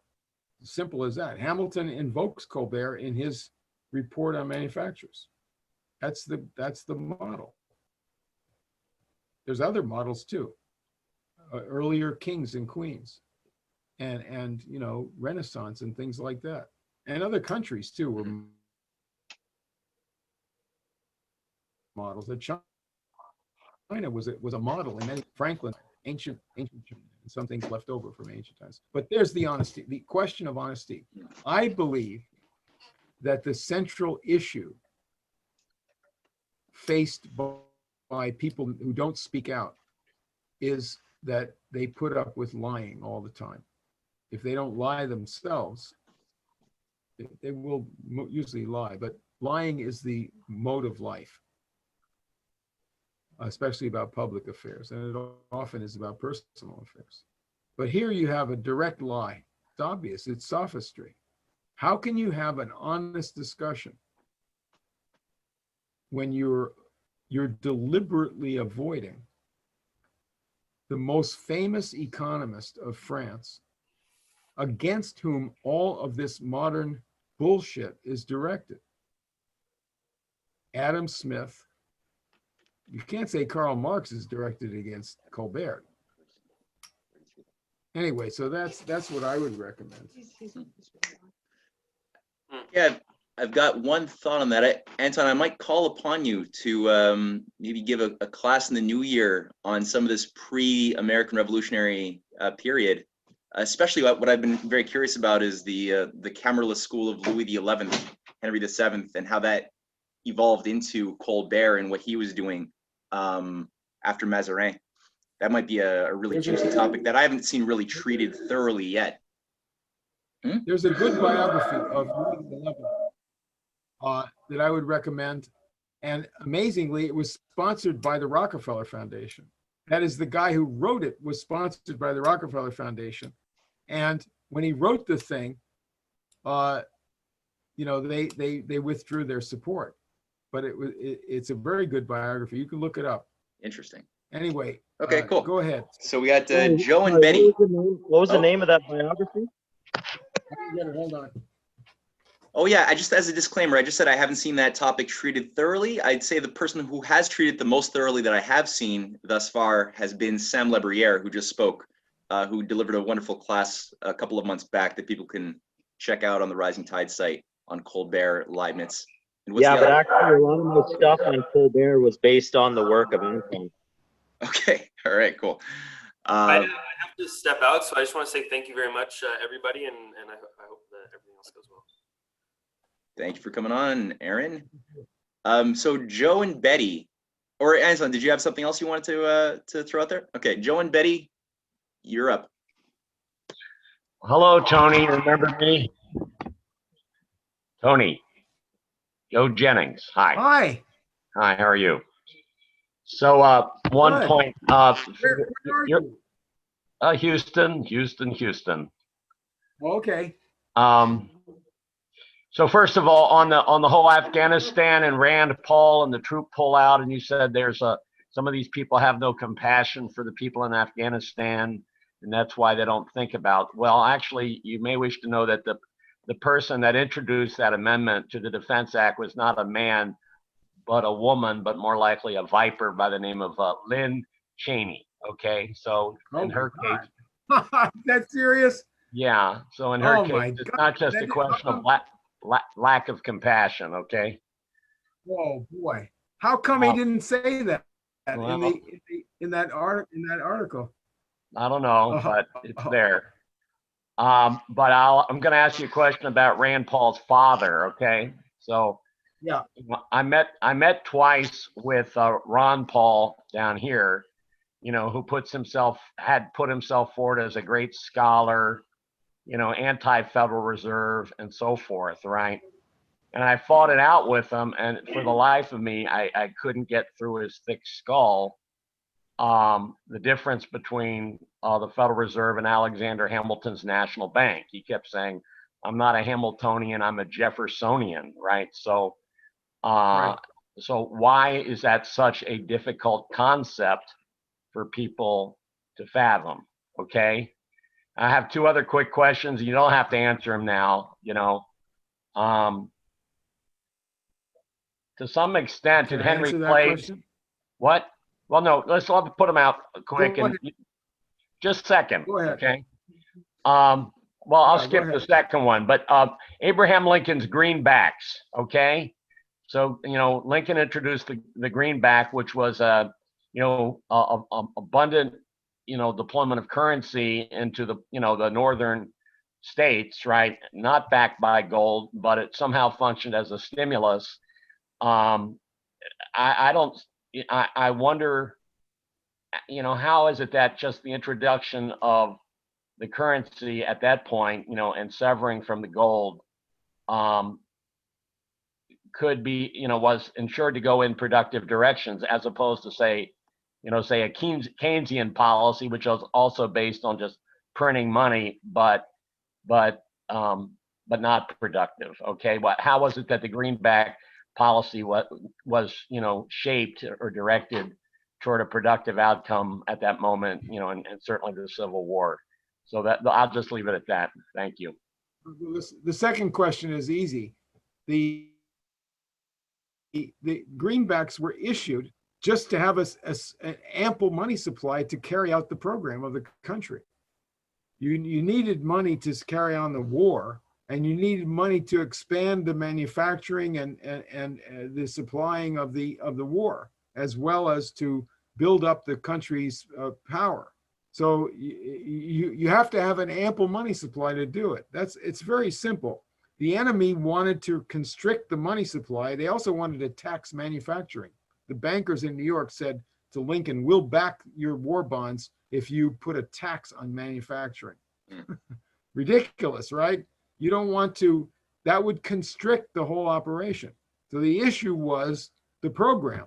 The issue wasn't the money. The money was, if you could choke off the money supply, it's like choking off the blood. A person is not his blood, right? That's ridiculous, right? It's just blood. It's just like what circulates, that's all. That's not the soul. It doesn't, by itself, it doesn't ensure anything, right? You could issue a lot of money, like has recently happened. Wasn't that called QE2 or something? Queen Elizabeth II or QE4 or something, right? So it doesn't do anything. Going to the first thing, very important issue about Ron Paul. Ron Paul had some aides in Congress who were very good people. And it's often the case that very good people will attach themselves to those who have some mistakes in the way they're doing things, or even to people that are 3/4 bad, as long as there's anything good about them. I think Ron Paul was generally a well-intentioned person. He is a follower of the Austrian School of Economics. Von Mises, there's a von Mises Institute in Alabama for the reason that it's a Confederate state, really. Hayek was the other great leader of that school of economics. The origins of this is very concrete. It's not vague if you know about it. It was originated as the British and continental European doctrine that was taught basically as British economics to the Habsburg family by a tutor whose name escapes me at the moment during the 1870s as an attack, a direct attack against Bismarck and Lincoln and their economic ideas of dirigism, Colbertism, the American system. So it was a direct attack on those things at the time. Lincoln and Bismarck were the enemies, both of them. And of course, the American Union and its pretense to advancement against the right of these Confederates to do what they wanted. Their rights were violated by this horrible union. Remember, they sent the Austrians sent Maximilian to their son to Mexico to be the emperor, to oppose the Union side. The second development that really made this into a powerful school of economics was right after World War I in Austria. Ludwig von Mises was an advisor to a set of politicians in Austria. And these guys were put into office by the League of Nations economics section, Sir Arthur Salter from Cambridge, and his partner, the head of the Bank of England, Montague Norman. The Bank of England and the League of Nations worked together, the economic section of it, to install a fascist government in Austria before Mussolini. It was the first fascist government in Europe. And the advisors to that government, the advisors were Hayek and von Mises. Von Mises was the chief advisor. And the irony, of course, is that they were in favor of a free market, a total free market. The government is not allowed to interfere in favor of the general welfare. But of course, the government is allowed to have private anti-Semitic militia going around enforcing their edicts of cutting the budget and firing all the workers like railroad workers and postal workers and making life miserable. And if you oppose what they're doing, you will be beaten up or killed. That was imposed by the Bank of England and these guys. But with these guys got famous among the oligarchy and professors in different places for playing that role of imposing austerity, like they later did in Chile under the dictator Pinochet. Right? That is the background, the actual background, anti-American background, anti-civilized background of the Austrian School of Economics. Now, having said that, there are many people who go along with that, who are good people and think that they're standing up for freedom. They just don't know the history. They don't, not only the history of the Austrian school, but they don't know what America is. They don't know how nations are established. They don't know anything about history. Their idea of history is just theory. There's nothing. It's a mist. That's the problem. Before calling on Scott, just a second, I had a quick thought to just add on to that. Is that okay, Joe? Well, yeah, I just had one other comment, but okay, just quick, based on what Anton just said, there's something that I think is fascinating, and I've been sort of piecing together this picture to write and prepare a little video on the debate between Friedrich von Hayek and John Maynard Keynes in London, that was orchestrated in the London School of Economics, because it was really at that period in October 1932, right before the American elections that brought in Franklin Delano Roosevelt, that you had the rise of the pro-Abraham Lincoln American system statesmen inside of America who were preparing. I mean, they were all rallying around the person of Franklin Delano Roosevelt, and to preempt what the financial oligarchy, the British Empire, is very good at creating these false schisms, these false left-right dualisms, like they did in the French Revolution, right? And then just create a false basis of argumentation, which I think to this very day has confused a lot of people on both sides of the Democratic and the Republican aisles. But it was Time magazine, which at that point had already been hijacked by a few key Rhodes scholars, published this challenge by I think it was Keynes against von Hayek, and then you had these publicized debates, kind of like the Thomas Huxley versus Darwin debates, a little bit earlier, and everyone thought they had to pick a side, and the American system School of Political Economy was sort of fell through the wayside.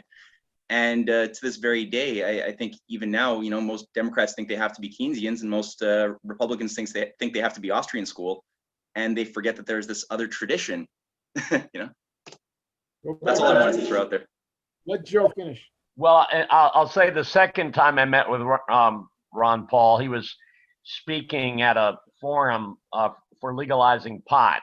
He'd become the champion of the pot legalization movement, which means that he's, the idea of the creative spark of the human mind being the driver for economics was not within his ken, or he would never go for that. But also, I ask you this, there's this book, I think it's called The Road to Serfdom. The Road to Serfdom? Road to Serfdom, yeah. That's by what? Von Mises, right? Hayek. It's by Hayek. And his contention is that the way you're going to become a serf is through submitting to big government. Is that that's what he's proposing? But at the last chapter of that book is worth the price of it if you read that, because he gives the game away. He says in the last chapter that the way to ensure a free market within any country is to have a world police force, a dictatorship over the whole world by a police force, to make sure that no country violates the freedom of the market. Well, the last thing, and the irony is that, this phenomenon that has kind of come and gone called the Tea Parties, right? They came into existence with the crash of the mortgage bubble, and the bailout that was pushed through to save, this impossible pyramid of paper, right?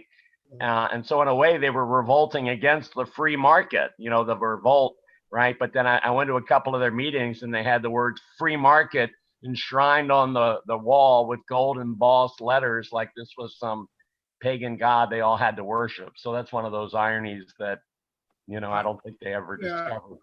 I wouldn't worry too much about that when you're organized. Obviously you didn't, you took them as individuals and as people of good faith. As I pointed out, in Ireland, in the period of just after the American Revolution, they were fighting for what they called free trade. And what they meant by that was to stop Britain's interference with Ireland's right to trade with whoever they wanted to. That's what they meant by it. So dishonest people take that now and say, well, the Irish were fighting for the right of British manufacturers to inundate them with goods. Which is actually a total lie. One of the other things the Irish were fighting for was that the English were putting tariffs on goods No, they were saying you had the price of Irish beer, for example, was one of them, had to be much, much higher. They had some kind of customs thing arrangement or some kind of financial penalty so that English brewers were highly favored over native Irish brewers. Okay, now I want to speak because I discussed that situation in my book. The second chapter is about what happened in Ireland. There was a revolt in Ireland at that time. And the chief objective of that revolt was to protect Irish manufacturers. They're not going to win a fight to take down British tariffs, even though they objected to the British, telling them that they couldn't trade with this, couldn't trade with that, and had to pay a high tariff to trade with England. That's not a free market. The British never believed in free markets. What the Irish were fighting for, the workers were fighting for, and the patriots were fighting for, and the strategists that were for Ireland's future, led in many ways by Matthew Carey in person. And it was based on Franklin's guidance. They were fighting for the protection of Irish manufacturing. The linen workers in particular were starving because of the British strategy, which was guided by Lord Shelburne directly, who gave them a concession. He and his friends gave Ireland a concession to have their own parliament. But it wasn't, that is to have certain, rather put it this way, to make the Irish parliament partly independent, but it was a sham because they always imposed restrictions on what they could do. So there were workers, there was a workers' movement led by Matthew Carey, the Irish Catholic revolutionary, who later was the American protectionist. And at that time, before he fled to Paris to work with Franklin directly, and later on, when he came back there, in particular, after he came back to Ireland, this is 1784, they were fighting for the right, they wanted Parliament to pass a law for tariffs and other means of protecting and promoting directly Irish manufacturing so that they wouldn't starve. And so that this was the freedom that they were contending for. And then the British directed the Chancellor, acting through his men in the Parliament, the Chancellor of Ireland, was directing the Parliament from above, from Britain, to vote down a protective tariff. And this was the central issue on which Matthew Carey was leading the public. Many of the workers were part of the armed volunteers movement. They had over 100,000 armed men in the Irish volunteers. And they weren't threatening anything in Britain. They were simply saying, we're the basis for Irish defense. It was a little bit vague, but it was obvious, right? It wasn't vague at all. They were armed Irishmen.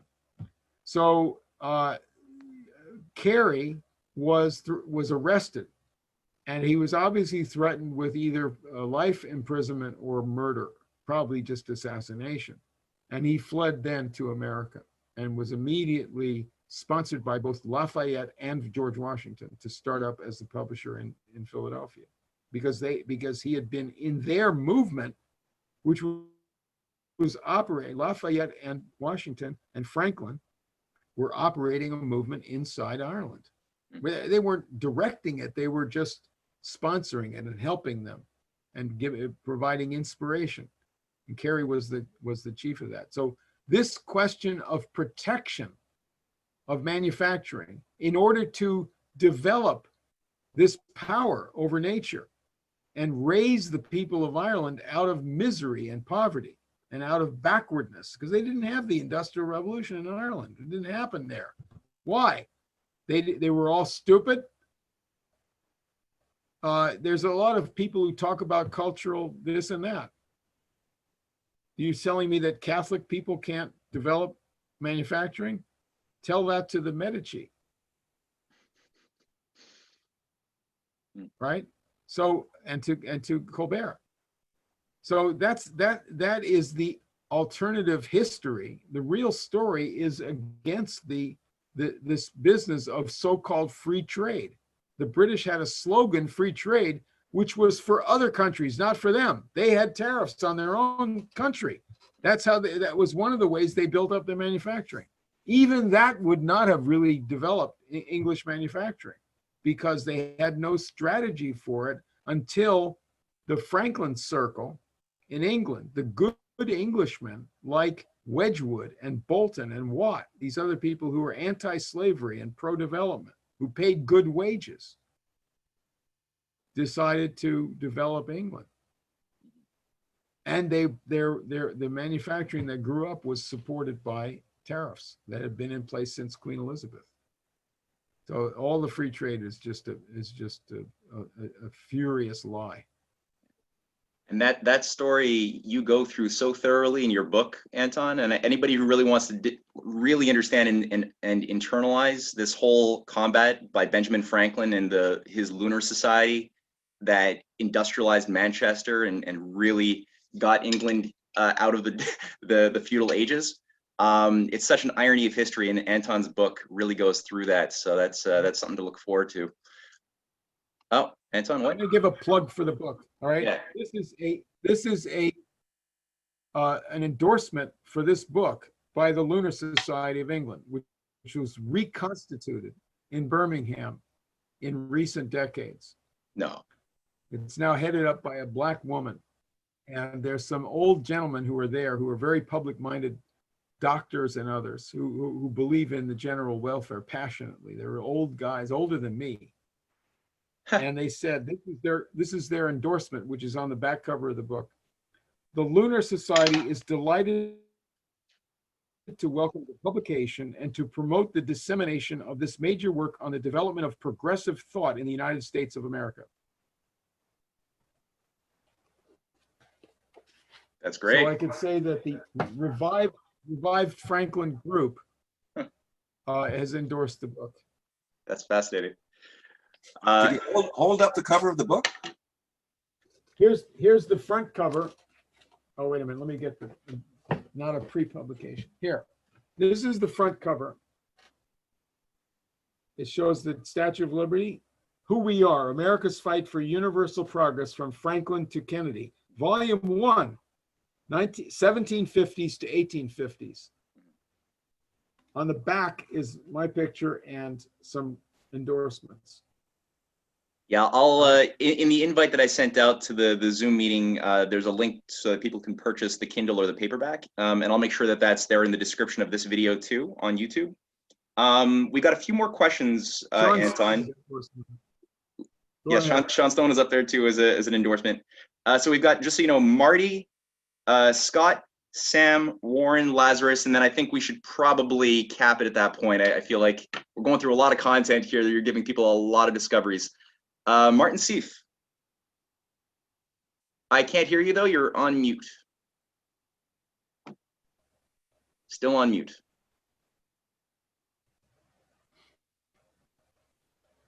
Feel like we're getting closer. I can't unmute him. You see? Cynthia believes that I can unmute him. Do I have the power of doing that? Cynthia? Am I unmuted now? Perfect. Thank you, because I can see you, but I don't think you can see me. It's all very complicated. We can see you and hear you. Anton, I've admired your work from afar, fitfully over many years. It's a pleasure and a privilege to hear this presentation. There are specific areas where I think I would happily disagree with you on this, that, and the other, but overwhelmingly, I'm astonished by not just how much I agree with you, because as Matt knows, I usually get pleasure in disagreeing with everyone, which is why I am where I am in life, or not. But in so many, there was a book I published in 2012 which had a terrible title imposed on it by a commercial publisher, That Should Still Be Us, which I think is a classic example of how repression can come not even through deliberate conscious intent, but through sheer incompetence and stupidity with so many of the people we have to deal with in life. Because of course, with a title like that, it went nowhere. And there was a refutation of the entire concept of pure free trade. And you have touched on so many areas I regard as live wires in the most revealing and constructive ways. I, of course, am Irish, and my standards, therefore, my Republican standards of getting Irish history correct are insufferably high. And you, of course, effortlessly passed all of them with a great leap. You, of course, focused on exactly the key area, which is invariably missed far too much by Irish Republicans themselves, which is the economic dimension in the 18th and 19th century. And you have just also brought up something which I bring up in my own books about British history and American history, which is the importance of unconscious hypocrisy and the double standard, this preaching of free trade to the entire world, when first the British and then we rose by practicing precisely the opposite. Now, in 2015, I had to publish myself. I hope it should still be available both from Amazon.com and from my website, a book called Cycles of Change. And before that, in 2012, I did, as I say, a book which was really a refutation of Thomas Friedman's absurdities and of free trade in general, called That Should Still Be Us. Now, that's a title even I can't remember. And I wrote the book. And the title was imposed on it by editors who were idiots, of course. Again, you hit another wonderfully positive. In that book, I found what you found. I knew already that the French Revolution had been directly triggered by the free trade agreement Britain had made with France in its own interest in 1786, and that the French had been stupid enough to swallow. And of course, that comes directly from Adam Smith, who is now a god, as you rightly say, of the Republicans, and far too many Democrats too. And I'm fascinated by Smith because I take him on in my book and try and demolish him. And therefore, of course, the book got a handful of favorable reviews outside the United States, not a single review, even hostile, within the United States. Was utterly, totally smothered with a degree to which the KGB would have envied at 30 and 40 years ago in the Soviet Union, would have envied the efficient way in which but you know this very well. I mean, for me to say this to you is like a phrase, bringing coals to Manchester. I'm an enormous admirer of Franklin and Franklin's seminal role in all of this. One point I would add, and I apologize, I have not had the chance to read your book yet. You're probably ahead of me again as usual. But in my reading, when Franklin originally goes to Britain, he still regards himself as an Englishman. He thinks reform and the settling of grievances between rational men is still possible. He comes very slowly and very reluctantly to the view that America must break from Britain. Washington, of course, we see the same evolution. But in Franklin's case, a key factor was his travels in Scotland.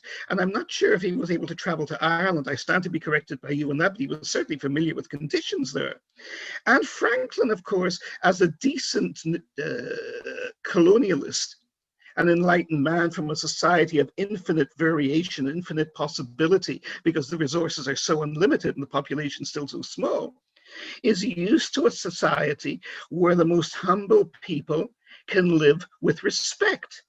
It's what George Orwell sees in Mark Twain. Orwell says about Twain, and it's an idealism because, of course, we are already talking about a world which is torn apart by the horrors of slavery.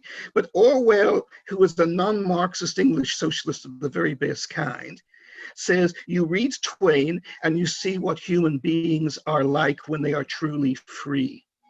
when they can be dignity and free of the terror of wage slavery and enormous exploitation. It's an enormously powerful insight, of course, enormously powerful insight. Franklin is in London. And Jefferson, I think, learns from this initially from him, though he takes different consequences from it. But both of them go away with understanding the power of the city of London. They both see it as this enormous octopus soaking in inconceivable power and wealth. But the price for this, and the brilliant culture that at first Franklin so admired, is the total horror and destitution that he sees in Scotland and in Ireland. And of course, it goes much further afield too. It leads to the impoverishment of India. It leads to the destruction of China in the following century. I don't know if it's still available via Zoom, Matthew with his usual technical wizardry. I would recommend to you, if you missed it before, my presentation to him on what I call the first NATO, the period of 1840 to 1870, when Britain and France exactly, you know this, in the name of human rights and free market above all, free markets, as the way to the happiness of the human race, systematically pillage and destabilize and destroy societies all across the world. There are enormous pathologies that come from this. China's century of horror and powerlessness comes from this, from blowing open China so that unlimited British opium imports for enormous profits can be pumped through Hong Kong and Canton into China without limit. What you mentioned, of course, the attempt to enslave Mexico using the Habsburgs and the French as their fall guys, with the brief empire of that idiot Maximilian in the 1860s, comes from this. The British support of the Confederacy, deliberately creating, which would have been impossible without British and French support, the bloodiest civil war that the Western world had ever seen. Our civil war comes directly from this power. And what stops it? What stops it is a geopolitical alliance against it by two people, one of whom is demonized as the arch enemy in British and American history, Otto von Bismarck, and who was, in fact, a great admirer of Lincoln, and his own great ally, who was also Lincoln's greatest protector and admirer in the wider world, Tsar Alexander II of Russia.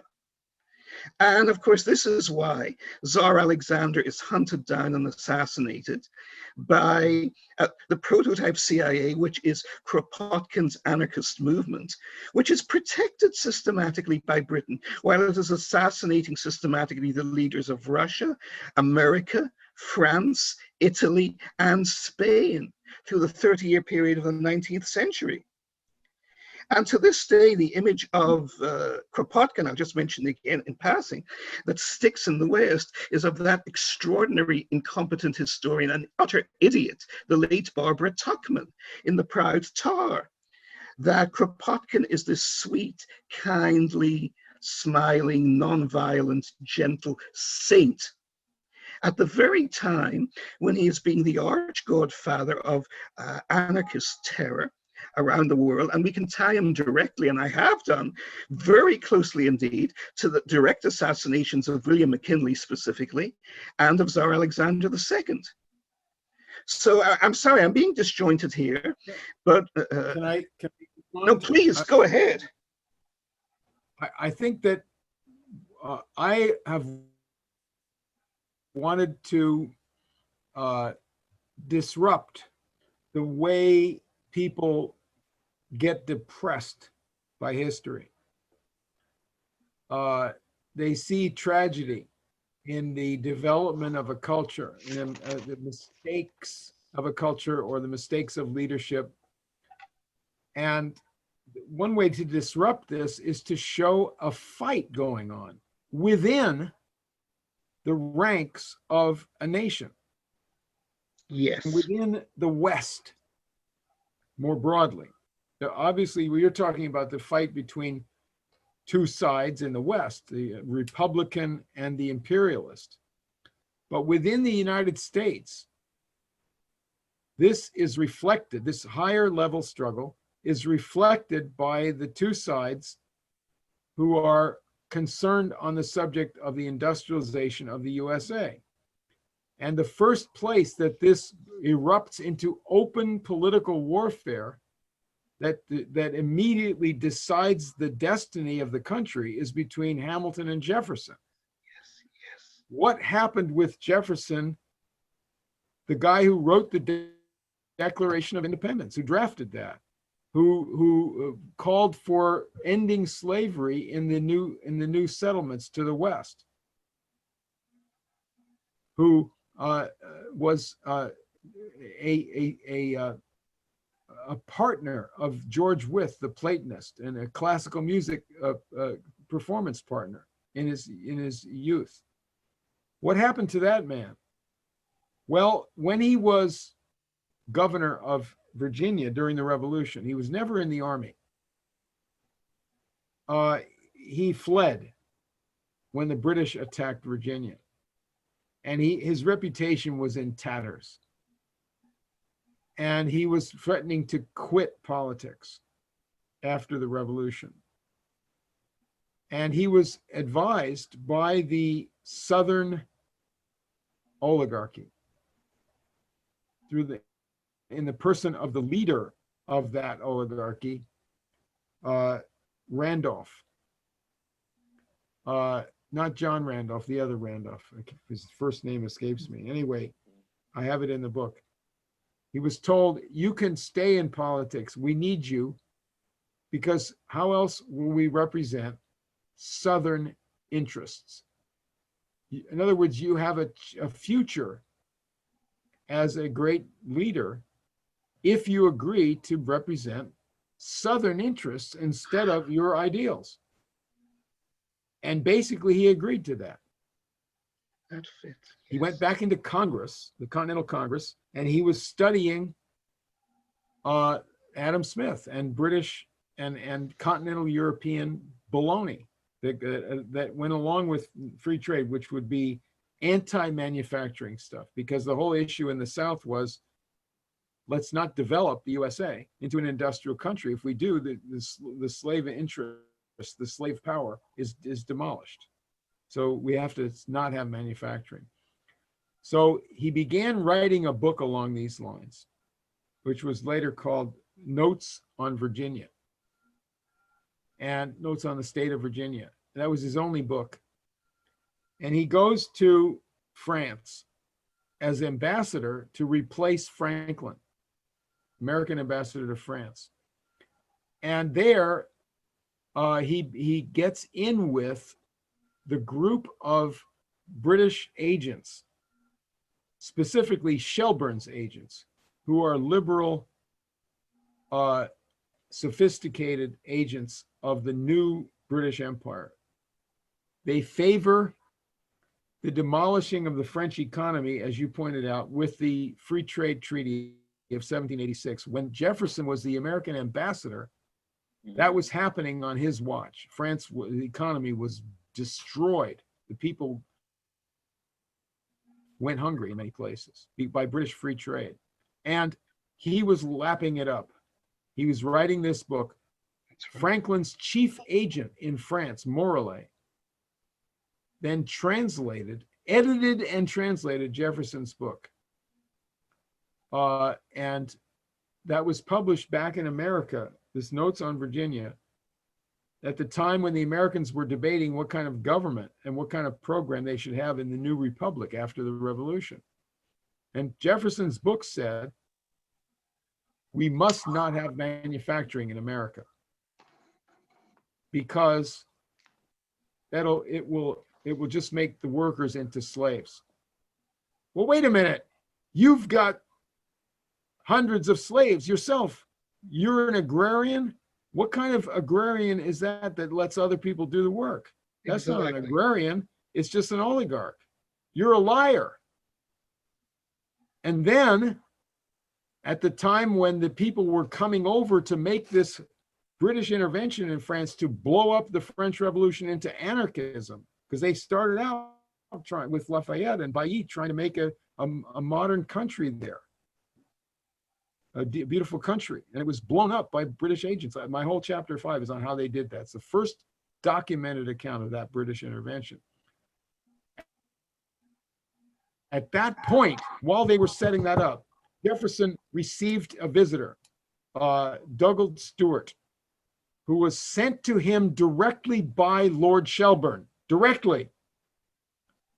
Lord Shelburne's secretary wrote to Jefferson, you must take this man and he's going to teach you about economics. He's going to teach you how to think on these traditions, on these questions of statecraft and economics. And he had a months long conference of being tutored by this guy and met with him day after day. It was his hero. Douglas Stewart was the authorized biographer of Adam Smith and was the teacher of Shelburne's son and of Lord Palmerston himself as a young man.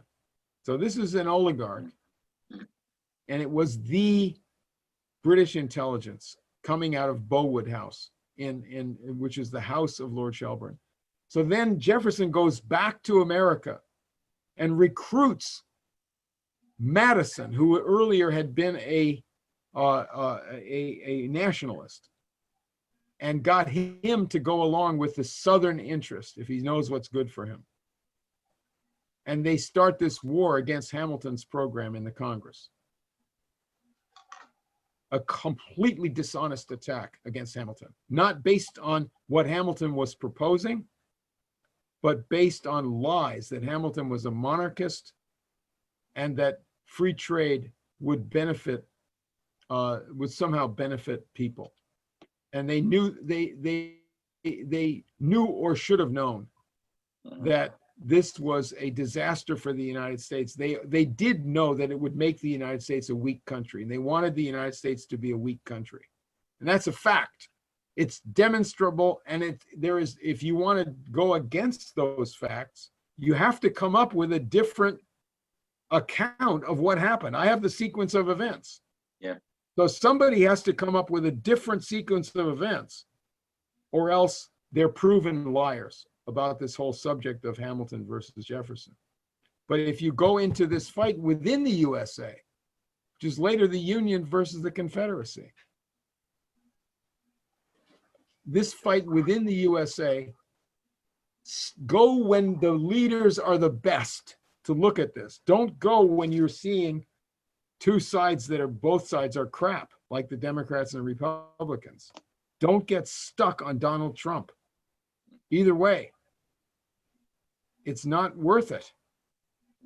We're not making deals with China and Russia. We're talking about what is the United States. That has to be made clear. That's the issue. And this is where you have to see this fight inside the USA to understand the history. Otherwise, it's a complete mystery and usually just a lie. Yeah. Just two things on that. Number one, if people didn't realize it, Marty just brilliantly went through a little bit of a teaser for the class he's going to be delivering next Sunday on one level. On the other level, after just hearing Anton deliver his own thoughts, and especially what I found really masterful in your composition, Anton, I was flipping through some of the pages, is that you're pulling out these quotes by Jefferson directly from his book, The Notes on the State of Virginia, but you're situating it within the context of your understanding of British color revolutionary tactics in subverting the French revolutionary potential, which could have been great. And so you're able to pull out the different networks and the names and see the connections of who's talking to Jefferson, who's organized or disorganizing him. And the quotes, I mean, just one of them that struck my eye as I was flipping through your chapter here was Jefferson saying, while we have extensive land to work on, let us never wish to see our citizens occupied at a workbench or twirling a distaff. For the general operations of manufacture, let our workshops remain in Europe. It is better to carry provisions and materials to workmen there than to bring them to the provisions and material, and with them their manners and principles. The loss by the transportation of commodities across the Atlantic will be made up in happiness and permanence of government. Yeah, and like the happy slaves on his plantation. Yeah, that he argues that the value of slaves doubles every like 20 years. So that's a great new, foundation of the economy. So yeah, really for people, again, plugging your book there, Anton, really thorough quotes, really good. And Martin, for your class, I'm gonna make sure people access your book too, so we can subvert those pesky editors who abuse your title and your mission in getting that out. What was it, 7 years ago, 8 years ago? Believe me, I need all the help I can get, Matt. And thanks to Anton, I am going to try and get a copy to these wonderful people in Birmingham again, who I had no clue whatsoever existed. But if I may make one more point, you come from a philosophical background in your methodology, and that brings you to history. Anton is a master of both philosophy and also historical methodology. And it may be wishful thinking on my part, but I see him as basically having the same basic methodological approach that I do, which is I did not expect to come to philosophy and to grander issues. I was reluctant to do so. But I was forced to do it by the pragmatic conclusions from what I was uncovering. In terms of, I grew up in a depressed economic society in Northern Ireland. I could see how free trade was insanely stupid, how the Cato view, the general post-Reagan American Republican view are simply simplistic and absurd. They do not make sense. So why did people swallow this en masse to such a degree? And of course, eventually this brought me back to David Ricardo and Adam Smith. And then eventually, belatedly, when you look at Smith, you have to look at the answers to Smith. And I was looking at Lincoln and Bismarck independently before I saw them as parts of the same continuum. What is interesting is the brilliant and sinister British economic and political masterminds of that time recognized the threat. There were three great individuals who outplayed them and boxed them in. And Anton's brought this up, you've brought this up, and they are Lincoln, Bismarck, and Tsar Alexander in Russia, especially with his railroad and industrial development program, which is continued under his son. But his son goes off the rails in partly from previous views, because he was always deeply traditionally orthodox, but also I think he's partly driven mad by the horrific way his poor father is murdered. And he unleashes this massive wave of xenophobic anti-Semitism in Russia. And it throws out the baby with the bathwater. They succeed in crushing the nihilist revolutionaries for a couple of generations in the short term. But they also alienate large areas of their intelligentsia and of the Jews, all of whom had strongly supported Tsar Alexander. Tsar Alexander is, apart from a few poisonous intellectuals, it's hard to find anybody who didn't like him. The Jews loved him. The peasants loved him. They regarded the murder of Tsar Alexander as a plot by their own landowners. They didn't know enough to see the British behind it. But nevertheless, in British historiography in particular, you read that Tsar Alexander was a failure, that he was a nice man and well-meaning, but pathetic and ineffectual. And it's a total lie. It's totally the opposite of the truth, just as key elements of Lincoln are suppressed, and just as Bismarck's crucial role in creating humane welfare systems that we have yet to even begin to really effectively bring in the United States. FDR begins it, but nobody tries it after that. Truman, of course, abandons it completely in favor of building up the militaristic superstate.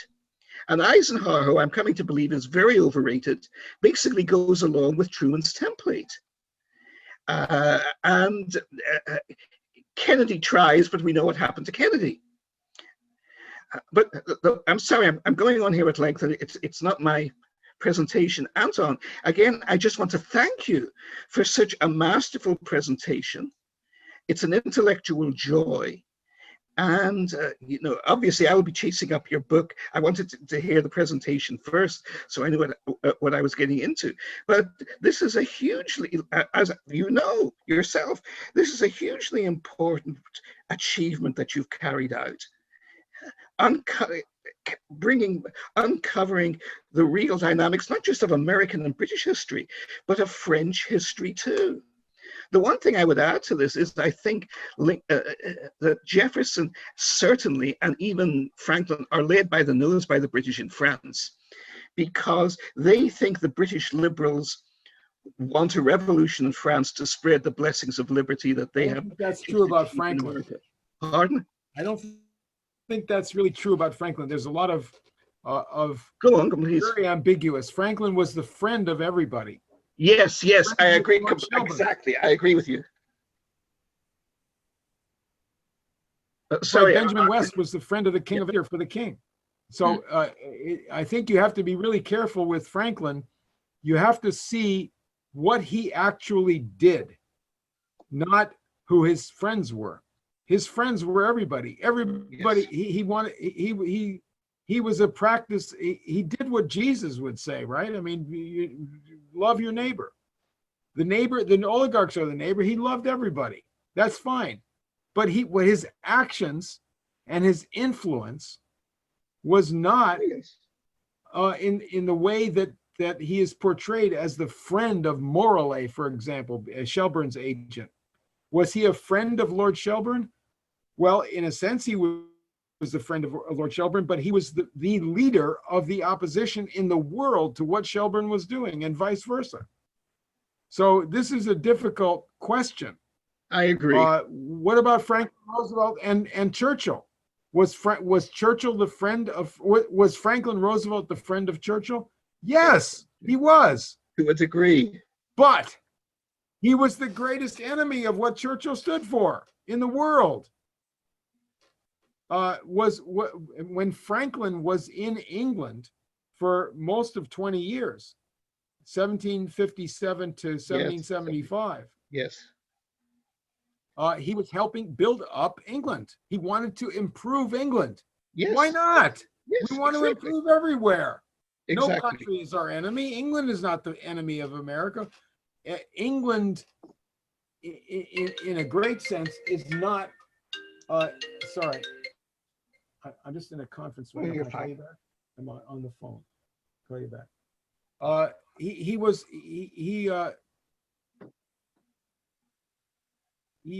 So Franklin was squelched by the British Empire, but not. Yes. England is England the enemy of Ireland? Well, is Shakespeare the enemy of Ireland? Exactly. Shakespeare was what Shakespeare, but Shakespeare, in some sense, you could say, in some instances, you could interpret him as the enemy of France. Yes. What is? Oh, he was very much the enemy of France. Joan of Arc. But it's ridiculous to say he's an enemy of France. That's not what he's about. I know what you mean. Right? So these things require more subtlety and mercy. Just the quality of mercy is what you have to, and humility about the subjects. We don't know enough about them. I will add a couple of points here I picked up from the late Conor Cruise O'Brien, the famous Irish political philosopher. Yeah. Who, again, fits very much what you were just saying, Anton. There was so much about the cruiser that was admirable, heroic, gigantic. And there were other things about him, his anti-republicanism in his last 30, 40 years in his life and what it led him to, which I thought were quite ridiculous and abominable. But as you said, people like wider issues are complex. But he loathed Jefferson, and he had not gone into any of the aspects of Jefferson that you have discussed. I think he was ignorant of all of those. But he points out a couple of he focuses on one area of Jefferson, which reflected his own background. Cruise O'Brien loved revolution as a way to break up the British Empire and to bring justice in the world, and was very active in Ghana, building up the University of Ghana and education in Africa in the idealistic eras of the late 50s and early 60s. Then he supported the revolutionary movement in Northern Ireland in the 1960s. But from his perspective, it got too violent, it got out of control, and it threatened the very peaceful, even superficially idyllic life that he himself and his family lived in the Republic of Ireland. And this made him an arch reactionary for the rest of his life. He ended up being a strong supporter of the Unionist movement in Northern Ireland, and even of the British racist Enoch Powell, as I'm sure you're familiar with. Now, he had written a very subtle and sympathetic biography of Edmund Burke, and especially of Burke's role to expose the injustices of empire, still thinking, as Roger Casement, another great Irishman, did in his day, that you could humanize empire from within, and that this was the great Irish role in the British Empire. He writes this about Burke. But before he died, he takes on Jefferson. He never ends up finishing his book on Jefferson. And I discussed this with him once. No, he writes a book, he publishes it in Jefferson, and it's filled with hatred against Jefferson. But it's very simplistic. He doesn't bring in the dimensions of Jefferson, even the contemptible dimensions that you bring in. But he focuses on Jefferson's admiration for the French Revolution. And what he tries to document is that Jefferson imagined the French Revolution would go exactly the way the American Revolution had, moderately, within bounds, humanistically and constructively. Whereas Burke, using history as his model, saw the French Revolution as going like the English Revolution. And 8 years before Napoleon appears on the scene, Burke predicts the emergence of a French Oliver Cromwell, that the revolution will drown itself in blood and will be rescued by a tyrant who will start out as a military hero, and then he can only be able to give himself legitimacy by creating a new template of empire and conquest, such as Cromwell did for England. Burke is extraordinarily prescient about this. Now, Jefferson sees none of this, and Cruz O'Brien has a great time condemning Jefferson for this, and that's all there is in his book. But I had to tackle other parts of Jefferson for my book, Cycles of Change, and I was struck by how cynically and brilliantly Jefferson outmaneuvers Napoleon Bonaparte in negotiating the Louisiana Purchase, and in linking it to his support for the revolution in Dominican Republic. Jefferson doesn't want black slaves to win for the reasons that you get. He has a terror of black slaves by this point, and his own ambiguities in this have, of course, been very well documented. The relationship with Sally Hemings, the black illegitimate children he treats so abominably. All of this is documented, right? I agree with you about not treating Jefferson as a demon. Yes, he's complex. The people who did treat him as a demon were these dishonest people in New England who tried to betray the United States on behalf of the British. They said Jefferson is a communist, he's an atheist, he's the devil. That's where it comes from. Yeah, and of course, it was the two-party system would have been caught up in that broke up the United States and actually prevented the industrialization. It was started by Jefferson, but then it was set into stone by his enemies who were in the party that started with Hamilton, but Hamilton didn't run the Federalist Party. These guys did. That was what was wrong with the Federalist Party. And remember that Hamilton ended up subverting the election of Adams, the Federalist, where Jefferson became elected. And then when Jefferson was a candidate for president against Burr in the House of Representatives, where it was decided, Hamilton came out for Jefferson. So recognizing that Jefferson was not the devil, but that Burr was somebody who would destroy the country. Jefferson did not destroy the United States as president. Yes, exactly. I fully agree. Its development. He suppressed the development of the United States, and he relied in part on the support of the oligarchs in New York and Virginia. But he also relied for his politics support, for his support of his political career, on a broader array of people who did not agree with that suppression of American development, like Matthew Carey and others who were patriots. And so they had to bide their time for a while he was president. And then when the British attacked in 1807 against this American ship, the Patriots in the Jefferson Party started to develop a full-scale nationalist movement to revive the revolutionary idealism. So Jefferson is what you say. He's a complex man. Yes, yes. But he definitely betrayed his own ideals. Yes, yes. To take the side of Southern interest. There's no doubting that. That cannot be denied. And again, with Jefferson, the same way as with, we mentioned with some other person, I forget who we were talking about, but it was Soros. Don't get into his private life. That, to me, that's a trap. You start to get into, well, he had sex with a slave and had a child or children. How much about that do you know? How much about that is relevant? I think it's baloney. It might have been true, but I don't, it's irrelevant. The issue is, what do people do for mankind? And that's the issue raised in about the three religions in Martin the Wise. Is that the name of the book? Nathan the Wise. Nathan the Wise. Yeah. If you're having an argument, which is the best religion, Judaism, Christianity, or Islam? Well, let's wait 1,000 years and see what each of those religions have done for mankind, and that will decide it. In the meantime, let's treat each other with respect. So,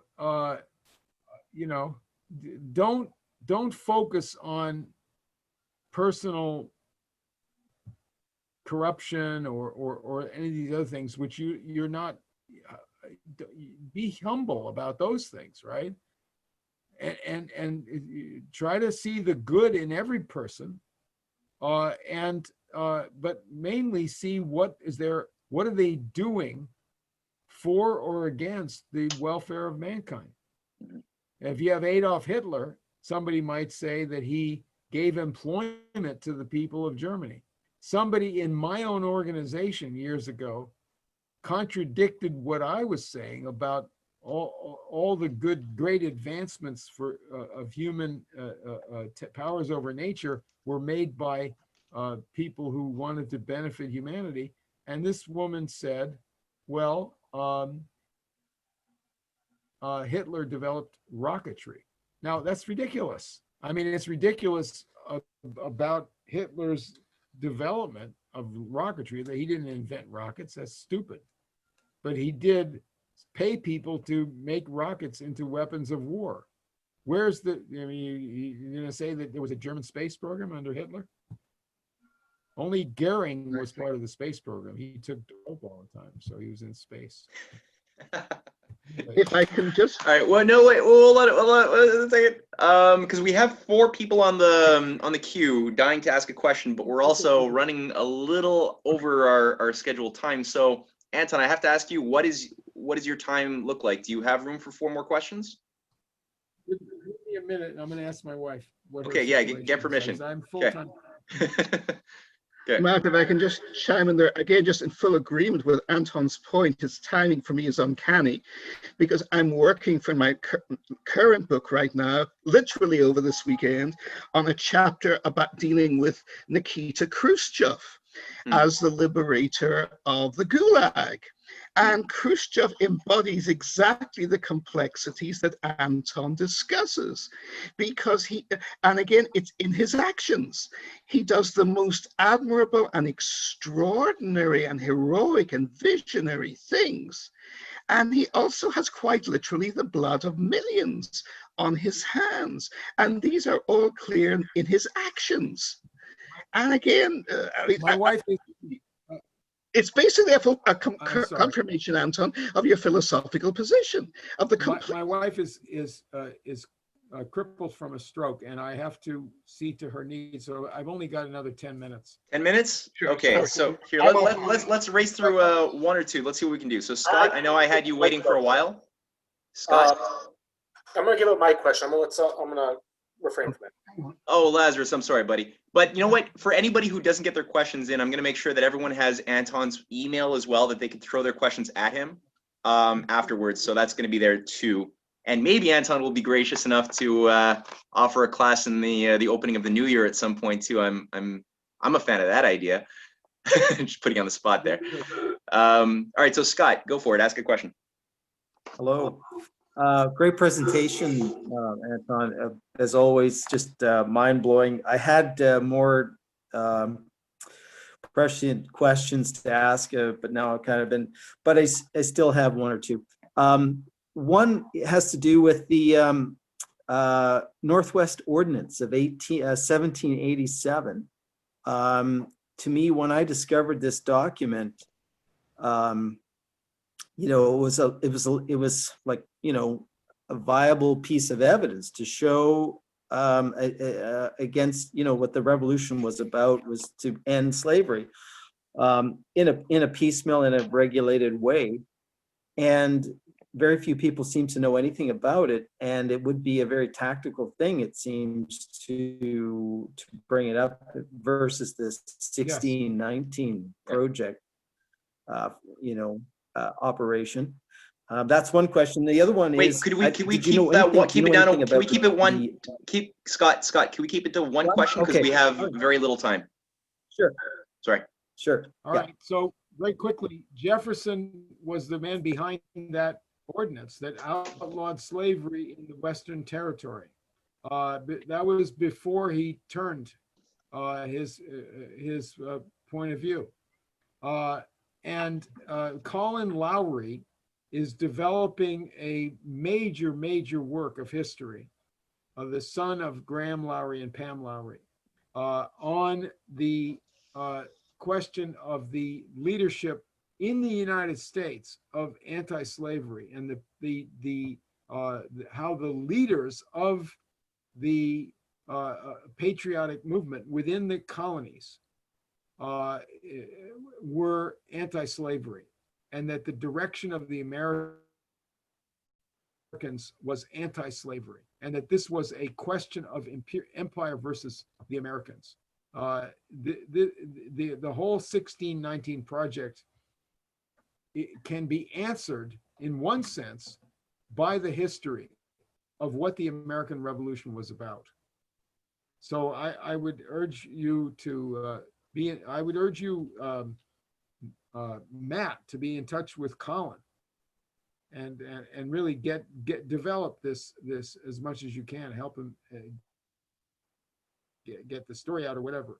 But this is very important. That sounds amazing. Taking these lessons is really important, because we have to get people excited about the sacredness of the mind in a real way, because a lot of the most active, action-oriented people, whether it's on the Antifa side under Soros, or whether it's in a lot of Trump's support base in the ultra-libertarian side, there's no wisdom. There's no understanding of what is it really about human beings that make us, you know, worth fighting for and saving, and what is it about the mind? They haven't learned how to become excited about that. What is it that we do? What are we meant for? What are we wired for? So I think for me, looking at people like, you know, Dante Alighieri, looking at Ben Franklin, Ben Franklin, for example, I just named two big people, but Ben Franklin is a guy who, you know, he knew in the world of 1720s, 1730s, 1740s that there was an impossibility for an American Revolution. You know, he didn't see it. He knew it wasn't culturally available to him, in spite of the injustices that the empire was imposing, restricting manufacturings and other things, you know, onto its colonies. But he invested his time so well. He was thinking so far ahead, right, on that higher plane of reality, that he took the time to discover